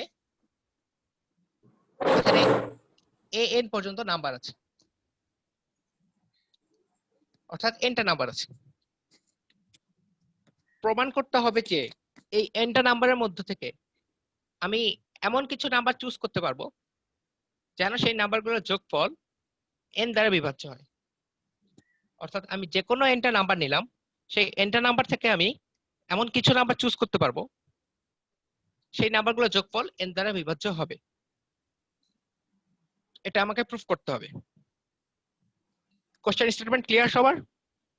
হ্যাঁ, এটা তো আপনার হচ্ছে সহজে বোঝা যাচ্ছে, কারণ এখানে ভাগশেষ আপনার ভাই আরেকবার কোশ্চেনটা ভাই। হ্যাঁ ভাই স্টেটমেন্ট আরেকবার দেন। হ্যাঁ আচ্ছা, তো ধরো তোমার কাছে nটা নাম্বার আছে, তো আমি এখান থেকে কিছু নাম্বার, মানে nটা নাম্বার আছে, এক মিনিট, হ্যাঁ আচ্ছা, তো তোমার কাছে nটা নাম্বার আছে, তুমি এখান থেকে কিছু নাম্বার চুজ করলা না, তুমি প্রুফ করতে হবে যে এখান থেকে তুমি এমন ভাবে কিছু নাম্বার চুজ করতে পারবা যেন সেই নাম্বারগুলা যোগ করলে সেই যোগফলটা n দ্বারা বিভাজ্য হয়। আরেকবার বলি, তোমার কাছে nটা নাম্বার আছে, তুমি এখান থেকে এমন ভাবে কিছু নাম্বার চুজ করতে পারবা অলওয়েজ যেন সেই নাম্বারগুলোর যোগফল n দ্বারা বিভাজ্য হয়। হ্যাঁ, এটা তো আপনার এভাবে প্রমাণ করা যায় যে ধরেন আপনার a K a1 K n দ্বারা ভাগ করলে আপনার হচ্ছে ভাগশেষ হবে 0। এভাবে আপনি যদি প্রমাণ করি তাহলে হবে না? এভাবে 0 তারপরে 1 তারপরে 2 এভাবে না, তুমি চেষ্টা করে দেখো, চিন্তা ভাবনা করো, এটা একটু ওভাবে করলে হবে না। হ্যাঁ যত দূর, হ্যাঁ ওভাবে করলে হয় না, তুমি ট্রাই করে দেখতে পারো যে কেন হয় না, বুঝতে পারবা। ভাই এখন কয়েকটা সংখ্যার যোগফল বলতে তো সেটা একটা সংখ্যাও হতে পারে না? হ্যাঁ একটা সংখ্যা, হ্যাঁ একটা সংখ্যা হতে পারে। হ্যালো ভাইয়া, হ্যালো। আচ্ছা হ্যাঁ বলো। তো এখানে যদি এমন কোনো একটা সংখ্যা থাকে এটাকে n দ্বারা ভাগ করলে ভাগশেষ হয় a, তাহলে এমন কোনো সংখ্যা থাকতে পারবে না যেটাকে n দ্বারা ভাগ করলে ভাগশেষ হয় n মাইনাস a। তো এই আর্গুমেন্টটা ইউজ করে কিন্তু প্রবলেমটা সলভ হয়ে যায়। হ্যাঁ অনেকটা, হ্যাঁ এই আর্গুমেন্ট তুমি ইউজ করে, হ্যাঁ এটা একটা ভালো আর্গুমেন্ট। তো তুমি চেষ্টা করো এটা সলভ করতে, যদি ভাবে সলভ করতে পারো কিনা ট্রাই করো। মানে তুমি আইডিয়া দিচ্ছ, আমি বুঝতে পারছি, আইডিয়াটা একটু ইমপ্লিমেন্ট করার চেষ্টা করো। প্রবলেমের স্টেটমেন্টটা আরেকবার বললে ভালো হইতো। হ্যাঁ আচ্ছা বলতেছি। তো ধরো তোমার কাছে হ্যাঁ, এনটা নাম্বার আছে, এটা নাম্বার আছে, তো এদের থেকে তুমি এমন কিছু নাম্বার চুজ করতে পারবা যেন সেই নাম্বারগুলোর যোগফল n দ্বারা বিভাজ্য হয়। তো আমি একটা এক্সাম্পল দেখাই, ধরো n = 5, তাহলে আমি কি a1 a2 a3 a4 a5 এই 5টা নাম্বার ধরো একটা নিলাম। আমি এই 5টা নাম্বার থেকে এখন আমাকে প্রমাণ করতে হবে যে এই 5টা নাম্বার থেকে আমি অবশ্যই এমন কিছু নাম্বার চুজ করতে পারবো। এমন হতে পারে যে 5টা নাম্বার চুজ করলাম, এমন হতে পারে যে আমি 5টা না মাত্র একটা নাম্বার চুজ করলাম। তো এরকম করে আমি কিছু নাম্বার চুজ করতে পারবো যেন তাদের যোগফল 5 দ্বারা বিভাজ্য হয়। আচ্ছা ভাইয়া প্রুফটা আমি বলবো। ভাইয়া কি মড নিতে হবে নাকি? মড দিয়ে তো মনে হয় হয়ে যায়। মোড লাগবে, মোড মড তো জাস্ট শোনো, মড হলো জাস্ট ভাগশেষ। আমি জাস্ট ভাগ করে কি ভাগশেষ পাচ্ছি সেটাই তো মড। তো এখানে মড দিয়ে তুমি আলাদা কোনো মানে সুবিধা পাবা না। মড দিয়ে তুমি ইজিলি এক্সপ্রেস করতে পারো, বাট মড দিয়ে কোনো ম্যাথ করে আলাদা ম্যাথ করতে পারবা না, যে মডের যে আমরা যেগুলো করি আর কি। আচ্ছা তো হ্যাঁ বলো, সলিউশন বলো, তোমাকে সলভ হয়েছে? সলভ হলে বলো। আমরা এখানে এনটা সংখ্যাকে মানে এই সংখ্যাগুলোকে যদি n দ্বারা ভাগ করা হয় তাহলে ভাগশেষ হতে পারে 0 থেকে n-1 পর্যন্ত। হ্যাঁ মানে এই সংখ্যাগুলোকে আচ্ছা, তো এরপরে আমি যদি এখানে একটা সংখ্যা পেয়ে যাই যে সংখ্যাটা n দ্বারা বিভাজ্য মানে ভাগশেষ 0, তাহলে তো হয়েই গেল। আর যদি 0 না পাই তাহলে তো ভাগশেষ হতে পারে হচ্ছে গিয়ে তোমার 1 থেকে n-1 পর্যন্ত। তো দেন আমি পিজিয়ন হোল দিয়ে বলতে পারি যে ভাগশেষের খোপ আছে হলো n-1টা, সংখ্যা আছে nটা। সো এমন দুইটা সংখ্যা পাবো যাদের ভাগশেষটা সেম থাকবে। সো ওই দুটো সংখ্যার যোগফলটাই তো না, মিলে যাওয়ার যোগফল কথা। না, ভাগশেষ সমান থাকলে তো যোগফল হলে তো আর ইয়া হবে না, মানে n দ্বারা বিভাজ্য আচ্ছা, হবে না। হ্যাঁ আমি একটু দেখাই তোমাকে। দেখো ধরো এই 5টা সংখ্যা চিন্তা করো, এখান থেকে আমি এমন একটা সংখ্যা পাইলাম, ধরো a1 কে ভাগ করলে ভাগশেষ হলো 2, ঠিক আছে? আবার a2 কে ভাগ করলে ভাগশেষ হলো 2, বুঝতে পারছো? ধরো a1 এর ভ্যালু ধরো 7 আর a2 এর ভ্যালু যোগফলে ধরো হবে না। 12, তাহলে 12 সাথে 19 কিন্তু 5 দ্বারা বিভাজ্য না। আচ্ছা যোগফল হবে না আর কি। ওয়াহিদুল হক হাত তুলছো, বলো। ওয়াহিদুল হক কি বলবা?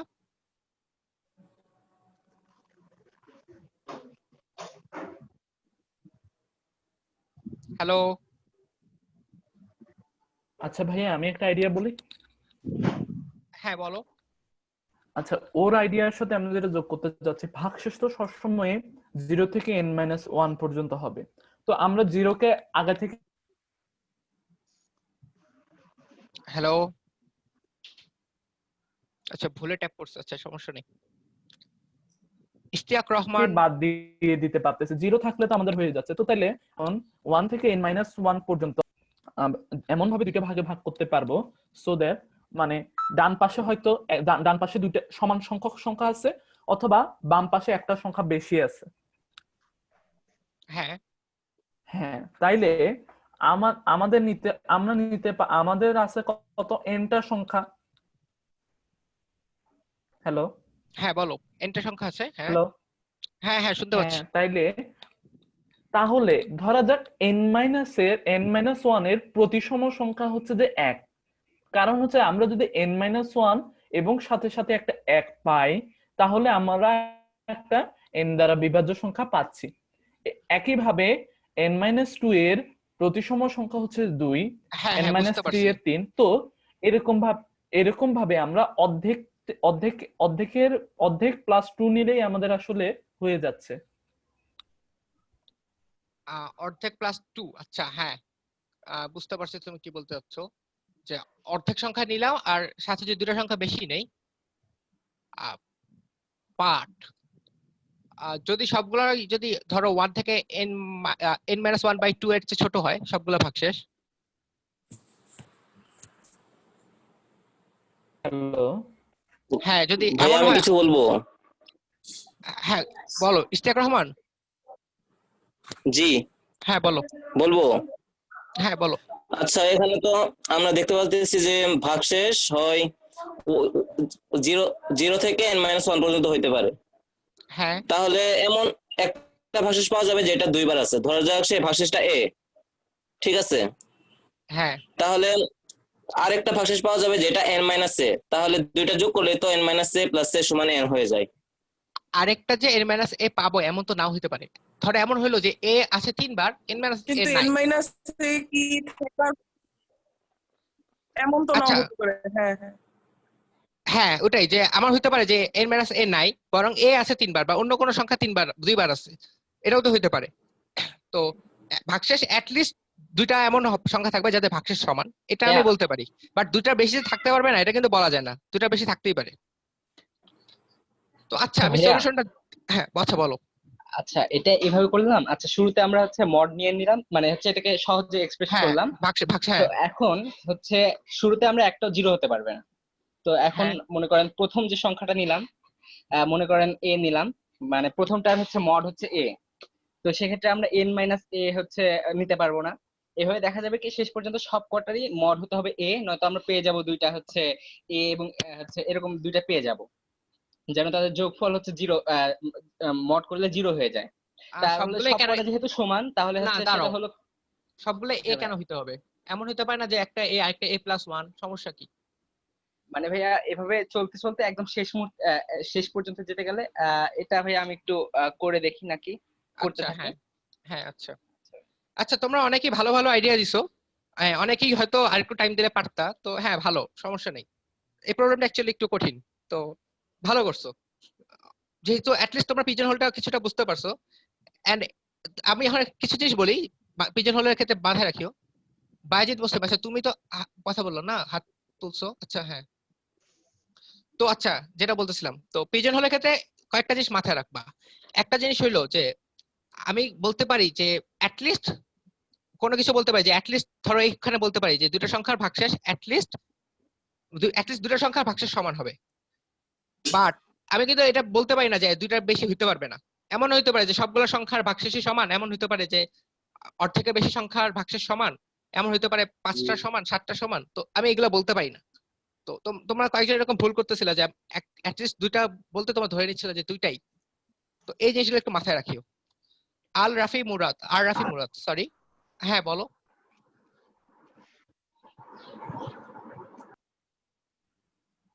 মুরাদ তুমি কিছু বলতে চাও? আচ্ছা ঠিক আছে, ও মনে বেবি ভুলে বলছিল।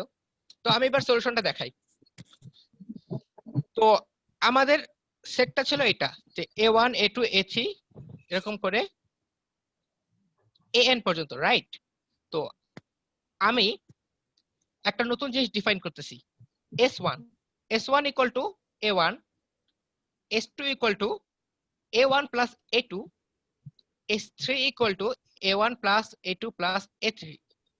এভাবে করে sn equal to a1 plus a2 plus a3 এভাবে করে an পর্যন্ত। এই জিনিসটা বুঝছো তোমরা? আমি এই জিনিসটা কনস্ট্রাক্ট করতেছি, আমি আনলাম এই জিনিসটা। জি ভাইয়া। হ্যাঁ আচ্ছা, তো আমি কি করলাম, প্রথমে একটা পদ দিলাম, তারপর দুইটা পদের যোগফল s2 বললাম, তিনটা পদের যোগফল s3 বললাম, প্রথম চারটা পদের যোগফল s4, এভাবে করে আমি সবগুলো সংখ্যার যোগফলকে sn বললাম। এবারে s1 s2 s3 এদেরকে আমি মড নিব। ওকে, তোমরা পিজন হোল প্রিন্সিপাল এখানে অ্যাপ্লাই করার চিন্তা করতেছিলা, তো আমি এখন এখানে অ্যাপ্লাই করার চেষ্টা করব। এখানে কি nটা নাম্বার, তো আমি যদি প্রতিটা নাম্বারের ভাগশেষ যদি নেই, আমি কি জানি ভাগশেষ জিরো হইতে পারবে না। ধরো এদের মধ্যে যদি কোনটা জিরো হয় তাহলে কি আমি কি পেয়ে গেলাম না? আমার কোশ্চেন কি ছিল যে আমি এমন কিছু নাম্বার পাবো যাদের যোগফল n দ্বারা বিভাজ্য। তো আমি যদি এদের মধ্যে কোনো একটা পেয়ে যাই, ধরো s5 যদি এমন হয় যে s5 n দ্বারা বিভাজ্য, তার মানে কি আমি এমন কিছু নাম্বার পেয়ে গেলাম যাদের যোগফল n দ্বারা বিভাজ্য, তাহলে তো আমার প্রবলেম সলভ। তাহলে আমি ধরে নিতে পারি যে এদেরকে ভাগ করলে ভাগশেষ জিরো হবে না, জিরো হবে না। তাহলে কি হবে? হবে 1 থেকে n-1 এর মধ্যে হইতে পারে। তাহলে আমার n-1 ধরনের ভাগশেষ হইতে পারে, আর আমার সংখ্যা আছে nটা। তাহলে অ্যাটলিস্ট এমন দুইটা সংখ্যা আছে এদের মধ্যে যাদের ভাগশেষ সেম। এটা আমি পিজন হোল প্রিন্সিপালের মাধ্যমে বলতে পারি। তো সেই দুইটা আমি ধরে নেই যে এস আই আর এস জে, এস আই আর এস জে এর ভাগশেষ সমান। অর্থাৎ এই দুটাকে আমি যদি n দিয়ে ভাগ করি তাহলে এদের আমি সেম ভাগশেষ পাবো। তো আমি ধরে নেই যে আই এর জে এর চেয়ে বড়, ওকে, এটা আমি ধরতে পারি। হ্যাঁ, তার মানে ওটা বিয়োগ করলে আমাদের ওটা এন দিয়ে বিভাজ্য হবে, এই তো? হ্যাঁ হ্যাঁ। তো আচ্ছা, হ্যাঁ, হ্যাঁ এখন হ্যাঁ এখন জিনিসটা করলেই দেখো তো। অ্যান্সারটা চলে আসবে। তো ধরো আই জে এর চেয়ে বড়, তো এবার আমরা লিখি। তো এস আই ইকুয়াল টু কি, আমরা 1 না, a1 প্লাস a2 এভাবে করে করে কি এ আই পর্যন্ত আমি পাইলাম। এস জে এর মান কত, a1 plus a2 plus a3 এরকম করে প্লাস এ জে পর্যন্ত। তো আমি কি জানি আই এর মান জে এর চেয়ে বড়, তার মানে কি এখানেও কোনো জায়গায় এ জে আছে, অর্থাৎ a2 a3 করে এ জে, এবং এ জে থেকে কি A J 1 plus A J plus 1 A J plus 2 করে এ আই পর্যন্ত আছে। তো আমি যখন এই দুটো বিয়োগ, যে 1 প্লাস এআই পর্যন্ত সংখ্যাটা, হ্যাঁ, তো আমি যখন এই দুটো বিয়োগ করব, আমার কি হবে, প্রথম যেটা পদ কাটাকাটি চলে যাবে এবং আমার শুধু A J plus 1 A J plus 2 এভাবে করে এ আই পর্যন্ত এই কয়টা নাম্বার থাকবে, এই কয়টা নাম্বার থাকবে। আর আমি কি দেখতেছি যে এস আই মাইনাস জে, মানে এটা কি S I minus S J equal to এটা, এবং এটা অবশ্যই এন দ্বারা বিভাজ্য। দ্যাট মিন্স এটা হলো এন দ্বারা বিভাজ্য। হ্যাঁ, তার মানে আমরা যদি এই অঙ্কটা করি, তাহলে আমাদের যদি কেউ বলে যে আমরা এটা বিভাজ্য কিনা একটা এক্সাম্পল দেখাতে, তাহলে আমরা তো সহজেই আপনার পর সংখ্যা নিয়ে দেখাতে পারি বিভাজ্য, তাই না? হ্যাঁ হ্যাঁ, অ্যাকচুয়ালি আমি কোশ্চেনের স্টেটমেন্ট যেটা বলছি এটা অ্যাকচুয়ালি উইক স্টেটমেন্ট। আর স্ট্রংলি বলা যায় যে আমি কনজিকিউটিভ কিছু পদ পাবো, শুধু কিছু পদ না, আমি কনজিকিউটিভ কিছু পদ পাবো, কনজিকিউটিভ, হ্যাঁ হ্যাঁ পরপর কিছু পদ পাবো। হ্যাঁ হ্যাঁ কনজিকিউটিভ কিছু পাবো, ইয়েস। হ্যাঁ, তো হ্যাঁ আমি যেটা বলছি সেটা অ্যাকচুয়ালি উইক স্টেটমেন্ট। কনজিকিউটিভ বললে তোমাদের জন্য একটু আরো ভাবতে কষ্ট হতো, এই জন্য আমি আরো স্ট্রং হবে। হ্যাঁ উইক স্টেটমেন্টটা বলছি। ইজি করে তো দিছো। হ্যাঁ, তো আচ্ছা, আচ্ছা, তো আমি এই জিনিসটা আশা করি সবাই বুঝছো। আমি আরেকবার একটু বলি। আমি অ্যাকচুয়ালি কি করছি, ফার্স্টে এসআই এর মান হলো a1 প্লাস a2 এভাবে করে কি আমি এ জে পর্যন্ত পাবো, এবং A J plus 1 A J plus 2 এরকম করে এ আই পর্যন্ত পাবো। আর এস জে এর মান আমি a1 প্লাস a2 এভাবে করে আমি এ জে পর্যন্ত পাচ্ছি। তো আমি যখন এই দুইটা বিয়োগ করতেছি, প্রথম এই যেটা পদ সব কাটাকাটি চলে যাচ্ছে, এই অংশটা আমার কাটাকাটি চলে যাচ্ছে, এবং আমার শুধু থাকতেছে এ জে প্লাস 1 থেকে এ আই পর্যন্ত পদগুলো। এবং যেহেতু এই দুটারই ভাগশেষ সমান, তাহলে এখান থেকে এটা বাদ দিলে আমার ওই S I minus S J অবশ্যই এন দ্বারা বিভাজ্য হবে। এবং এটা ইকুয়াল টু যেহেতু এটা, তার মানে আমি কিছু নাম্বার পেয়ে গেলাম যাতে যোগ করে সেটাকে এন দ্বারা ভাগ করলে সেটা বিভাজ্য হয়। তো এটা আশা করি এবার সবাই বুঝছো। এই টেকনিকটা আসলে অনেক ইম্পর্টেন্ট। মানে তোমরা দেখো, তোমরা পিজন হোল অ্যাপ্লাই করে কি করতে যাচ্ছিল, যে দুটা সংখ্যা পাচ্ছিলা এবং সেই সংখ্যা দুটা যোগ করতে পারতেছিল না, দুটো সংখ্যার ভাগশেষ সেম, মানে কি, মানে আমি এখন মোটিভেশন বলতেছি যে আমি কেন S1 S2 নিলাম, মানে এটা আমার মাথায় কেন আসবে। তো এই জিনিসটা আমি বোঝানোর চেষ্টা করি যে কেন এই ব্যাপারটা মাথায় আসতেছে। যে আমরা ফার্স্টে যদি এখান থেকে দুটা নাম্বার নিতাম, তাহলে আমি এমন দুটা নাম্বার পাইতাম যাতে ভাগশেষ সমান, কিন্তু আমি তো বিয়োগ করতে পারতেছি না, আমার কোশ্চেন বলতেছে যোগ করতে। তাই আমি এমন ভাবে এই এনটা নাম্বার থেকে আমি এমন ভাবে অন্য এমন এনটা নাম্বার চুজ করব যেন তাদের মধ্যে আমি বিয়োগ করতে পারি। দোকানে গেছিল মিউট করো, কার সাউন্ড হচ্ছে। আচ্ছা, হ্যাঁ, তো এই জন্য আমি এমন ভাবে S1 S2 করে কনস্ট্রাক্ট করে ফেললাম এবং সেখান থেকে আমি বিয়োগ করতে পারলাম। তো আচ্ছা, এই প্রবলেমটা অ্যাকচুয়ালি অনেক বেশি তোমার করবা, এটা প্রবলেম সেট এরকম কাছাকাছি একটা প্রবলেম আছে, এবং মানে এই টেকনিকটা ইউজ করে অনেকটা করা লাগে। এবার এবার একটা জিনিস দেখাই। এবার যেটা দেখাবো সেটা অ্যাকচুয়ালি অনেক ইম্পর্টেন্ট। এবার আমি এক্সট্রিমাল প্রিন্সিপালের একটা উদাহরণ দেখাচ্ছি। এক্সট্রিমাল প্রিন্সিপাল মনে আছে তো, নাকি পিজন হোল করতে করতে ভুলে গেছো? না না ভাই, মনে আছে। হ্যাঁ, আচ্ছা, তো এক্সট্রিমাল প্রিন্সিপাল ছিল এরকম যে আমি অলওয়েজ ছোট অথবা সবচেয়ে বড় এরকম কিছু একটা পাবো। তো এখন আমরা প্রমাণ করবো যে এই যে এটা একটা ধরো ইকুয়েশন, প্রমাণ করতে হবে এই ইকুয়েশনের কোনো পূর্ণ সাংখ্যিক সলিউশন নাই। আচ্ছা, তো পূর্ণ সাংখ্যিক কোনো সলিউশন এটা নাই, এটা আমি প্রমাণ করব। হ্যাঁ এগুলা কি 2 9 হ্যাঁ মানে পাওয়ার গুলা কি 2 9? আচ্ছা 2 2। আচ্ছা আমি আরেকবার ভালো করে লিখি।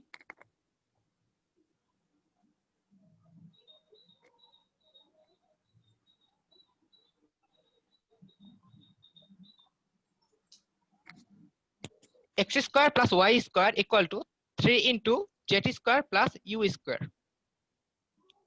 হ্যাঁ, তো আমাকে প্রমাণ করতে হবে এটা কোনো স্বাভাবিক সংখ্যার সলিউশন নাই, অ্যাকচুয়ালি স্বাভাবিক সংখ্যা। হ্যাঁ, তো এটা কোনো স্বাভাবিক মানে ধনাত্মক কোনো সংখ্যার সলিউশন পাবো না, এটা প্রমাণ করতে হবে। তো এক্সট্রিমাল প্রিন্সিপাল ইউজ করার সময় সব সময় দেখা যায় যে আমরা actually proof by contradiction use করি। আমরা ধরে নেই যেটা বলতে চাই সেটা আসলে ঠিক না, এবং সেটা ঠিক না থেকে আমরা কোনো কিছু ছোট এবং কিছু বড় কনসিডার করি এবং কনসিডার করে আচ্ছা দেখাই যে ভাইয়া, এক সময় এখানে কি ব্যাপার মড 4 নেওয়া হেল্পফুল হইতে পারে? হইতে পারে, তুমি ট্রাই করে দেখতে পারো যে মড 4 নিয়ে, এবং এটা অ্যাকচুয়ালি অনেকভাবে সলভ করা যেতে পারে, এক্সট্রিমাল ইউজ না করেও করা যেতে পারে। তো আমি চেষ্টা করব এটা অ্যালজেব্রা ইউজ না করে সলভ করার, এই জাস্ট এই এক্সট্রিমাল ইউজ করে এটা সলভ করে ফেলবো। তুমি ট্রাই করতে পারো নিজে নিজে, পারলে বলিও আমাকে। তো আমরা যেটা দেখতেছি এখানে, হ্যাঁ পারছি মেবি। হ্যালো ভাই, হ্যালো, বলবো হ্যাঁ। কিছু? হ্যাঁ বলো। না, আমি যেটা দেখলাম সেটা হচ্ছে কি এটা ডান পক্ষটা 3 দ্বারা বিভাজ্য, ডান পক্ষটা 3 দ্বারা বিভাজ্য হয় কারণে বাম পক্ষটাও 3 দ্বারা বিভাজ্য হইতে হবে। আর বাম পক্ষ যদি 3 দ্বারা বিভাজ্য হয় তাহলে x y হ্যাঁ, পক্ষ হ্যাঁ। 3 দ্বারা বিভাজ্য হবে। তো তাহলে হ্যাঁ, বাম পক্ষ তাহলে 9 দ্বারা বিভাজ্য, বাম পক্ষ 9 দ্বারা বিভাজ্য হলে ডান পক্ষ 27 দ্বারা বিভাজ্য। ডান পক্ষ যদি 27 দ্বারা বিভাজ্য হয় তাহলে বাম পক্ষ 3⁴ দিয়ে বিভাজ্য হয়। এইভাবে আমরা আচ্ছা, অসীম হ্যাঁ। পর্যন্ত যাইতে পারি, কিন্তু সেটা তো সম্ভব না। তো এখান থেকে তো সলিউশন হয়ে যায়। হ্যাঁ হ্যাঁ হ্যাঁ, তোর আইডিয়া পাই গেছো, গুড। মডুলার অ্যারিথমেটিক দিয়ে প্রুফ আর কি। হ্যাঁ হ্যাঁ হ্যাঁ, হয়ে গেছে তোমার। তো হ্যাঁ, কি আমি এই proof জিনিসটা করবেন? সবাই, হ্যাঁ কি প্রুফ করবা? মানে আপনি কি দিয়ে প্রুফ করবেন এটা? হ্যাঁ, আমি অনেকটা কাছাকাছি প্রুফ করব। তো এই জিনিসটা আমি এক্সট্রিমাল ইউজ করতেছি, বাট এটা এতই বেশি পপুলার, এটা অ্যাকচুয়ালি অনেক বেশি ইউজ হয়। তো এটা একটা নাম আছে নিজস্ব, ইনফিনিট ডিসেন্ট। ইনফিনিট ডিসেন্ট মানে কি বলবো, অসীম ডিসেন্ট মানে তো অবতরণ বা আচ্ছা এটা একটু নিচের দিকে যাওয়া। অসীম অবরোহণ। হ্যাঁ অবরোহণ। হ্যাঁ, অবরোহণ। তো ইনফিনিট ডিসেন্ট। তো আমি এখন জিনিসটা দেখাই যে এটা ইনফিনিট ডিসেন্ট অ্যাকচুয়ালি কি। তো ফার্স্ট অফ অল ধরি আমরা যে আমরা কি ডান পক্ষ কি দেখতেছি, ডান পক্ষ। আচ্ছা ফার্স্টে আমরা ধরি যে এটা সলিউশন আছে, একটা ইন্টিজার সলিউশন। তো সলিউশনটা হ্যাঁ। ধরি যে এ বি সি ডি, অর্থাৎ এক্স এর মান এ, ওয়াই এর মান বি, জেড এর মান সি আর ডি এর ইউ এর মান ডি হইলে আমি একটা সলিউশন পাই, এবং এগুলো হুম। সবগুলা স্বাভাবিক সংখ্যা। তো আমি কি পাইলাম? আমি পাইলাম যে a square plus b square equal to 3 into c square plus d square. এটা আমি সত্য পাইলাম। এখন খেয়াল করো এটা ডান পক্ষ কি 3 দ্বারা বিভাজ্য। তো ডান পক্ষ যেহেতু 3 দ্বারা বিভাজ্য তাহলে বাম পক্ষ 3 দ্বারা বিভাজ্য হইতে হবে। হুম। তার মানে এখন দেখো দুটো সংখ্যা কিন্তু বর্গ সংখ্যা। তো 0 A- বা 1 বা হ্যাঁ, তো এ কি এর ভাগশেষ, আমি যে 3 দিয়ে একে ভাগ করি ভাগশেষ হয় 1 হবে, না হলে 0 হবে অথবা -1 হবে। হুম। তো তোমরা এটা খেয়াল চেক করে দেখো যে ভাগশেষ যদি Square 1 করলে- হয় বা -1 হয় তাহলে a স্কয়ারের ভাগশেষ সবসময় 1 0 হবে। আর 1। হ্যাঁ, তো এটা তোমরা যদি যারা মডুলার অ্যারিথমেটিক করো নাই বা পরিচিত না, তো তোমরা এটা একটু এক্সারসাইজ হিসেবে করে ফেলো, বা তোমরা এক্সারসাইজ হিসেবে টুকে নাও যে a যদি 3 দ্বারা ভাগ করলে আমি 1 0 -1 পাই, এই তিনটা ছাড়া তো অন্য কিছু পসিবল না। বা -1 না লিখে আমি 2 লিখি, সরি। তো 0 1 2 এই তিন ধরনের ভাগশেষ পাই। তো প্রমাণ করো যে a স্কয়ার কে 3 দ্বারা ভাগ করলে কখনোই আমি 2 পাবো না, ভাগশেষ কখনো 2 পাবো না, ভাগশেষ হয় 0 হবে না হলে 1 হবে। তো তোমরা জাস্ট এভাবে করবা, সলভ করবে এইভাবে যে একবার 3k + 1 আকারের সংখ্যা ধরবা, একবার 3k + 2 আকারের সংখ্যা ধরবা, একবার 3k সংখ্যা 3k তো অবশ্যই 3 দ্বারা বিভাজ্য। তো এই দুইটাকে আমি স্কয়ার করে তারপর তোমরা দেখতে পারবা যে কখনোই ভাগশেষ 2 হচ্ছে না, ভাগশেষ সবসময় এই দুই ক্ষেত্রেই ভাগশেষ সবসময় 1 হয়। তো আমরা এখানে রিটার্ন করি, তাহলে আমরা কি পাচ্ছি? a স্কয়ার কে 3 দ্বারা ভাগ করলে ভাগশেষ হয় 0 হবে না হলে 1 হবে, b স্কয়ার কে 3 দ্বারা ভাগ করলে ভাগশেষ 0 হবে অথবা 1 হবে। যদি দুই ক্ষেত্রেই 1 হয় তাহলে 1 + 1 2, দ্যাট মিন্স 3 দ্বারা বিভাজ্য হয় না। এবং আমরা দেখি যে a square plus b square, a বা b, a স্কয়ার বা b স্কয়ারের যে কোনো একটা যদি 3 দ্বারা বিভাজ্য না হয় তাহলে আবার এই পুরো রাশিটা 3 দ্বারা বিভাজ্য হয় না। দ্যাট মিন্স একটা ক্ষেত্রে এটা পসিবল যদি a এবং a স্কয়ার এবং b স্কয়ার দুইটাই 3 দ্বারা বিভাজ্য। ওকে, হ্যাঁ এটা মড দিয়ে অনেক সহজে করা যায়। আমি ইচ্ছা করে মডটা দেখাচ্ছি না, কারণ হয়তো অনেকে মডের সাথে পরিচিত না, এই জন্য আমি ভাগশেষ দিয়ে দেখানোর আচ্ছা চেষ্টা ভাইয়া করছি। 1 আর -1 হইতে পারে না? হ্যাঁ -1 হইতে পারবে না, এটাই আমি দেখাচ্ছি। আচ্ছা এটা প্রুফ দেখাই স্কয়ার ফেলি। -1 হবে না তো সেই জন্য। ধরো a কে 3 দ্বারা ভাগ -1 করলে square to 1a, so হ্যাঁ -1. হ্যাঁ আচ্ছা দেখো তো, ধরো a কে আমি 3k + 2 আকারের সংখ্যা হিসেবে লিখতে পারি, ধরো ভাগশেষ 2। তো এটাকে স্কয়ার করলে কি পাই আমি? স্কয়ার করলে পাই আমি এটা পাই, রাইট? এটাকে আমি বর্গ করছি। এখন দেখো এই সংখ্যাটা 3 দ্বারা বিভাজ্য, এটা 3 দ্বারা বিভাজ্য, এটাকে 3 দিয়ে ভাগ করলে ভাগশেষ থাকে 1। সো আমি 3k + 2 আকারের সংখ্যাকে অর্থাৎ 2 ভাগশেষ থাকে এমন সংখ্যাকে বর্গ করলেও ভাগশেষ অলওয়েজ 1 থাকে। আর যদি 3k + 1 আকারের সংখ্যা হইলেও ভাগশেষ 1 থাকে। সো অ্যাকচুয়ালি -1 বা 2 হওয়া পসিবল না। তো সেই জায়গা থেকে আমি পাই কি, তো যেহেতু এই দুটো 1 হইতে পারবে না, তাহলে দুটাই 0। দ্যাট মিন্স a স্কয়ার এবং b স্কয়ার দুটাই 3 দ্বারা বিভাজ্য। এবার দেখো আমরা কি জানি যে a স্কয়ার যদি 3 দ্বারা বিভাজ্য হয়, তার মানে a ও 3 দ্বারা বিভাজ্য হইতেই হবে, যেহেতু 3 একটা পূর্ণ সংখ্যা। a স্কয়ার 9 দ্বারা বিভাজ্য, 9 divide a square, a square actually 9 দ্বারা বিভাজ্য। সিমিলারলি b স্কয়ার 9 দ্বারা বিভাজ্য। তাহলে সেই জায়গা থেকে আমি এইটাকে আবার নতুন করে লিখি। তো এবার আমি কি করব, এবার আমি ধরি যে a স্কয়ার = 9 * a1 ও এই সেম থিওরি আমরা আবার z স্কয়ার আর u স্কয়ারের উপর প্রয়োগ করব, আস্তে আস্তে বাড়তে থাকবে। হ্যাঁ হ্যাঁ ও হ্যাঁ। আচ্ছা। তো ধরো b স্কয়ার = আমি 9 b1 স্কয়ার এভাবে লিখতে পারলাম, কারণ আমরা জানি দুইটাই 9 দ্বারা বিভাজ্য। এবার এই ভ্যালুটা আমি অরিজিনাল ইকুয়েশনে বসাই দিই। বসাই দিলে আমি কি পাই? আমি পাই 9a1 square + 9 b1 square = 3c square + b square. আমি 3 দ্বারা উভয়পক্ষকে ভাগ করতে পারি এবং এই পাশে 9 দিয়ে কমন দিতে পারি। ভাগ করলে আমি যেটা পাই তারপর 3a1 square + b1 square = c square + d square.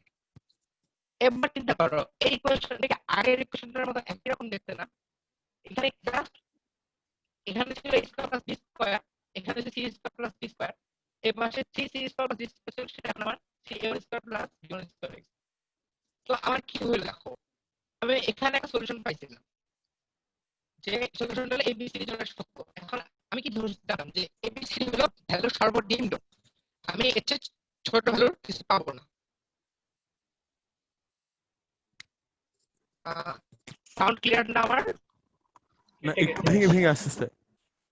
ভেঙে আসছে? হ্যাঁ ভাই ভেঙে ভেঙে আসতেছে। আচ্ছা নেটের কোনো সমস্যা?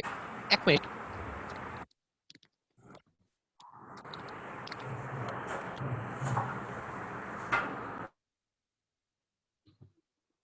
হ্যালো, এখন কি কিছু ক্লিয়ার? ভেঙে ভেঙে আসছে? এখনো তো মানে আগে কেটে কেটে আসতেছে।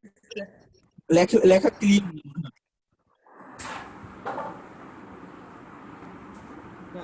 আচ্ছা বুঝা যাচ্ছে। আচ্ছা তাহলে লিখে নেটের প্রবলেম হলে তো লেখা বুঝে যাওয়ার কথা ছিল। এখনো শোনা যায় না। হ্যালো, এখন হ্যাঁ এখন ক্লিয়ার। ঠিক আছে। তো আমি যেটা করলাম উভয়পক্ষকে দিয়ে ভাগ করলাম।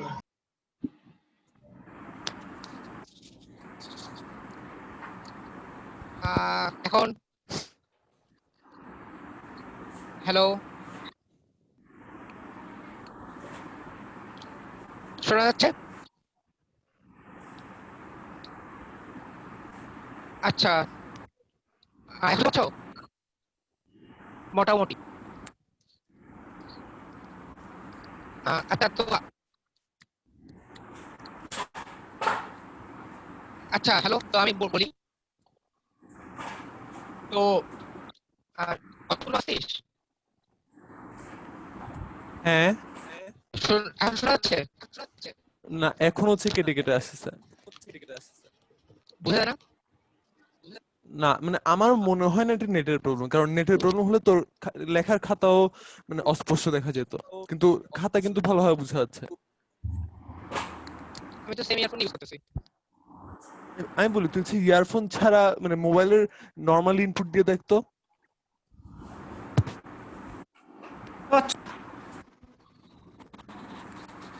হ্যালো, এখন শোনা যাচ্ছে? না ভাই এখনো সমস্যা হচ্ছে। আমার সমস্যা হচ্ছে না? হ্যাঁ আই থিঙ্ক এটা ইয়ারই সমস্যা, মানে নেটেরই সমস্যা, কারণ ইয়ারফোনে তো না। আচ্ছা, রাফি প্রবলেম হলে মানে অতনু সলিউশনটা বলতে থাক আর রাফি লিখতে থাকুক আপাতত।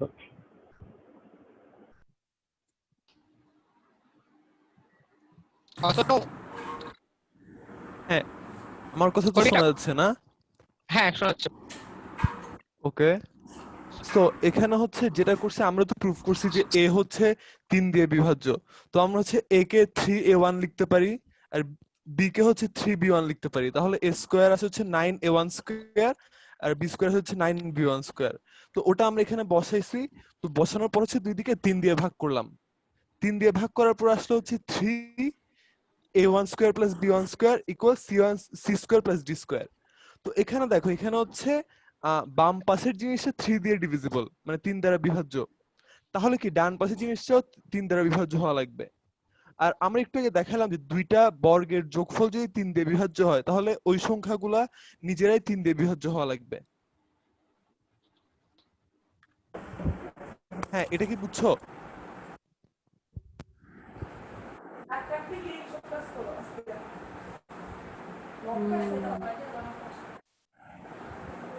একটু আগে তো আমরা প্রমাণ করলাম যে a square plus b square যদি 3 দিয়ে বিভাজ্য হয় তাহলে a ও 3 দিয়ে বিভাজ্য হওয়া লাগবে, b ও 3 দিয়ে বিভাজ্য হওয়া লাগবে।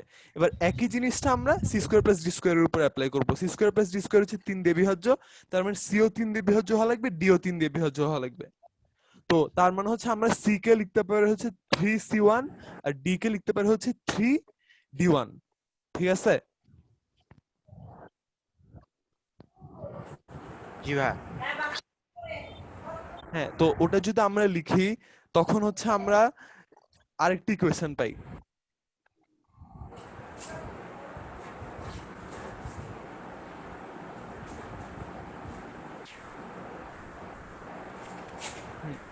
এবার হচ্ছে এই ইকুয়েশনটাকে আমরা 3 দিয়ে আবার ভাগ করে দিই, তখন কি আছে?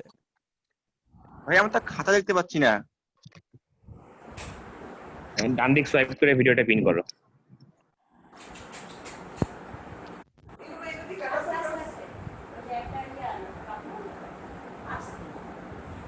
আচ্ছা, তোমরা যারা খাতা দেখতে পাচ্ছ না তারা রাফির ওই ভিডিওতে গিয়ে মানে ওই ভিডিও পিন করার একটা অপশন আছে, সেটা আই গেস দাও, তাহলে আই গেস হয়ে যাবে। হ্যাঁ, তো এখন দেখো আমরা ধরে নিছিলাম না এবিসিডি হচ্ছে সবচেয়ে ছোট সলিউশন গুলা। এখন আমরা এরপর প্রমাণ করলাম যে ওটার যে ছোট একটা সলিউশন আছে, মানে a1 b1 c1 d1 সবগুলো কিন্তু a b c d এর চেয়ে ছোট, কারণ একে 3 দিয়ে ভাগ করলে ভাগফলটা হচ্ছে a1, তো তার মানে হচ্ছে a1 অবশ্যই a এর চেয়ে ছোট। তো একইভাবে b1 ও হচ্ছে b এর চেয়ে ছোট, c1 c এর চেয়ে ছোট, d1 d এর চেয়ে ছোট। তার মানে হচ্ছে আমরা দেখাইলাম যে সবচেয়ে ছোট সলিউশনটার চেয়েও ছোট সলিউশন পাওয়া যাবে। তো এটা তো অ্যাকচুয়ালি হতে পারে না, এটা তো একটা কন্ট্রাডিকশন।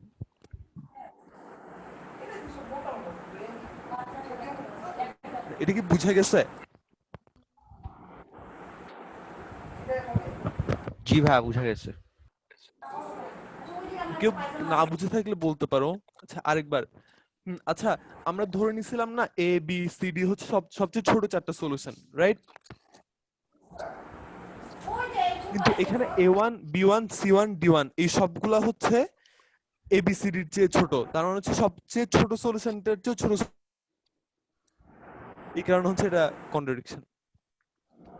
কারণ হচ্ছে আমরা কমাইতে কমাইতে আমরা তো কখনো মানে নেগেটিভের দিকে তো যেতে পারবো না।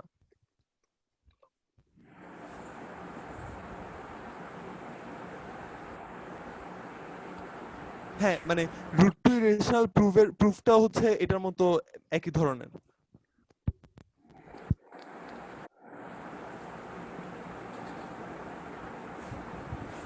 হ্যাঁ আচ্ছা, এখন শোনা যাচ্ছে আমার কথা? হ্যাঁ ভাই এখন শোনা যাচ্ছে।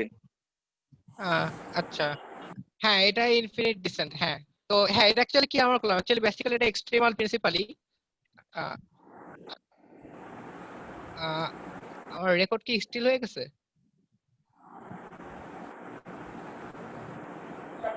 রেকর্ড তো খাতা হচ্ছে। মুভমেন্ট কি দেখা যাচ্ছে? তার মুভ কই মুভমেন্ট? মুভ কোন মুভমেন্ট দিতে? হ্যাঁ হ্যাঁ হ্যাঁ দেখা যাচ্ছে ভাই। এটা হচ্ছে এখন হ্যাঁ এখন হচ্ছে। তো তো হ্যাঁ, যেটা হচ্ছে কি করলাম, আমরা করলাম আবার যে সমস্যা। তো আমরা কন্ট্রাডিকশন করলাম, ফুল করলাম কন্ট্রাডিকশনের মাধ্যমে, যে ফার্স্ট ধরলাম এবিসিডি ছোট। ভাই এখন তো আবার সমস্যা হচ্ছে। আচ্ছা ঠিক আছে। তারপর অতনো আমার ইয়া শেষ, শেষ তো তুই আরেকবার বলে শেষ করে দিলে।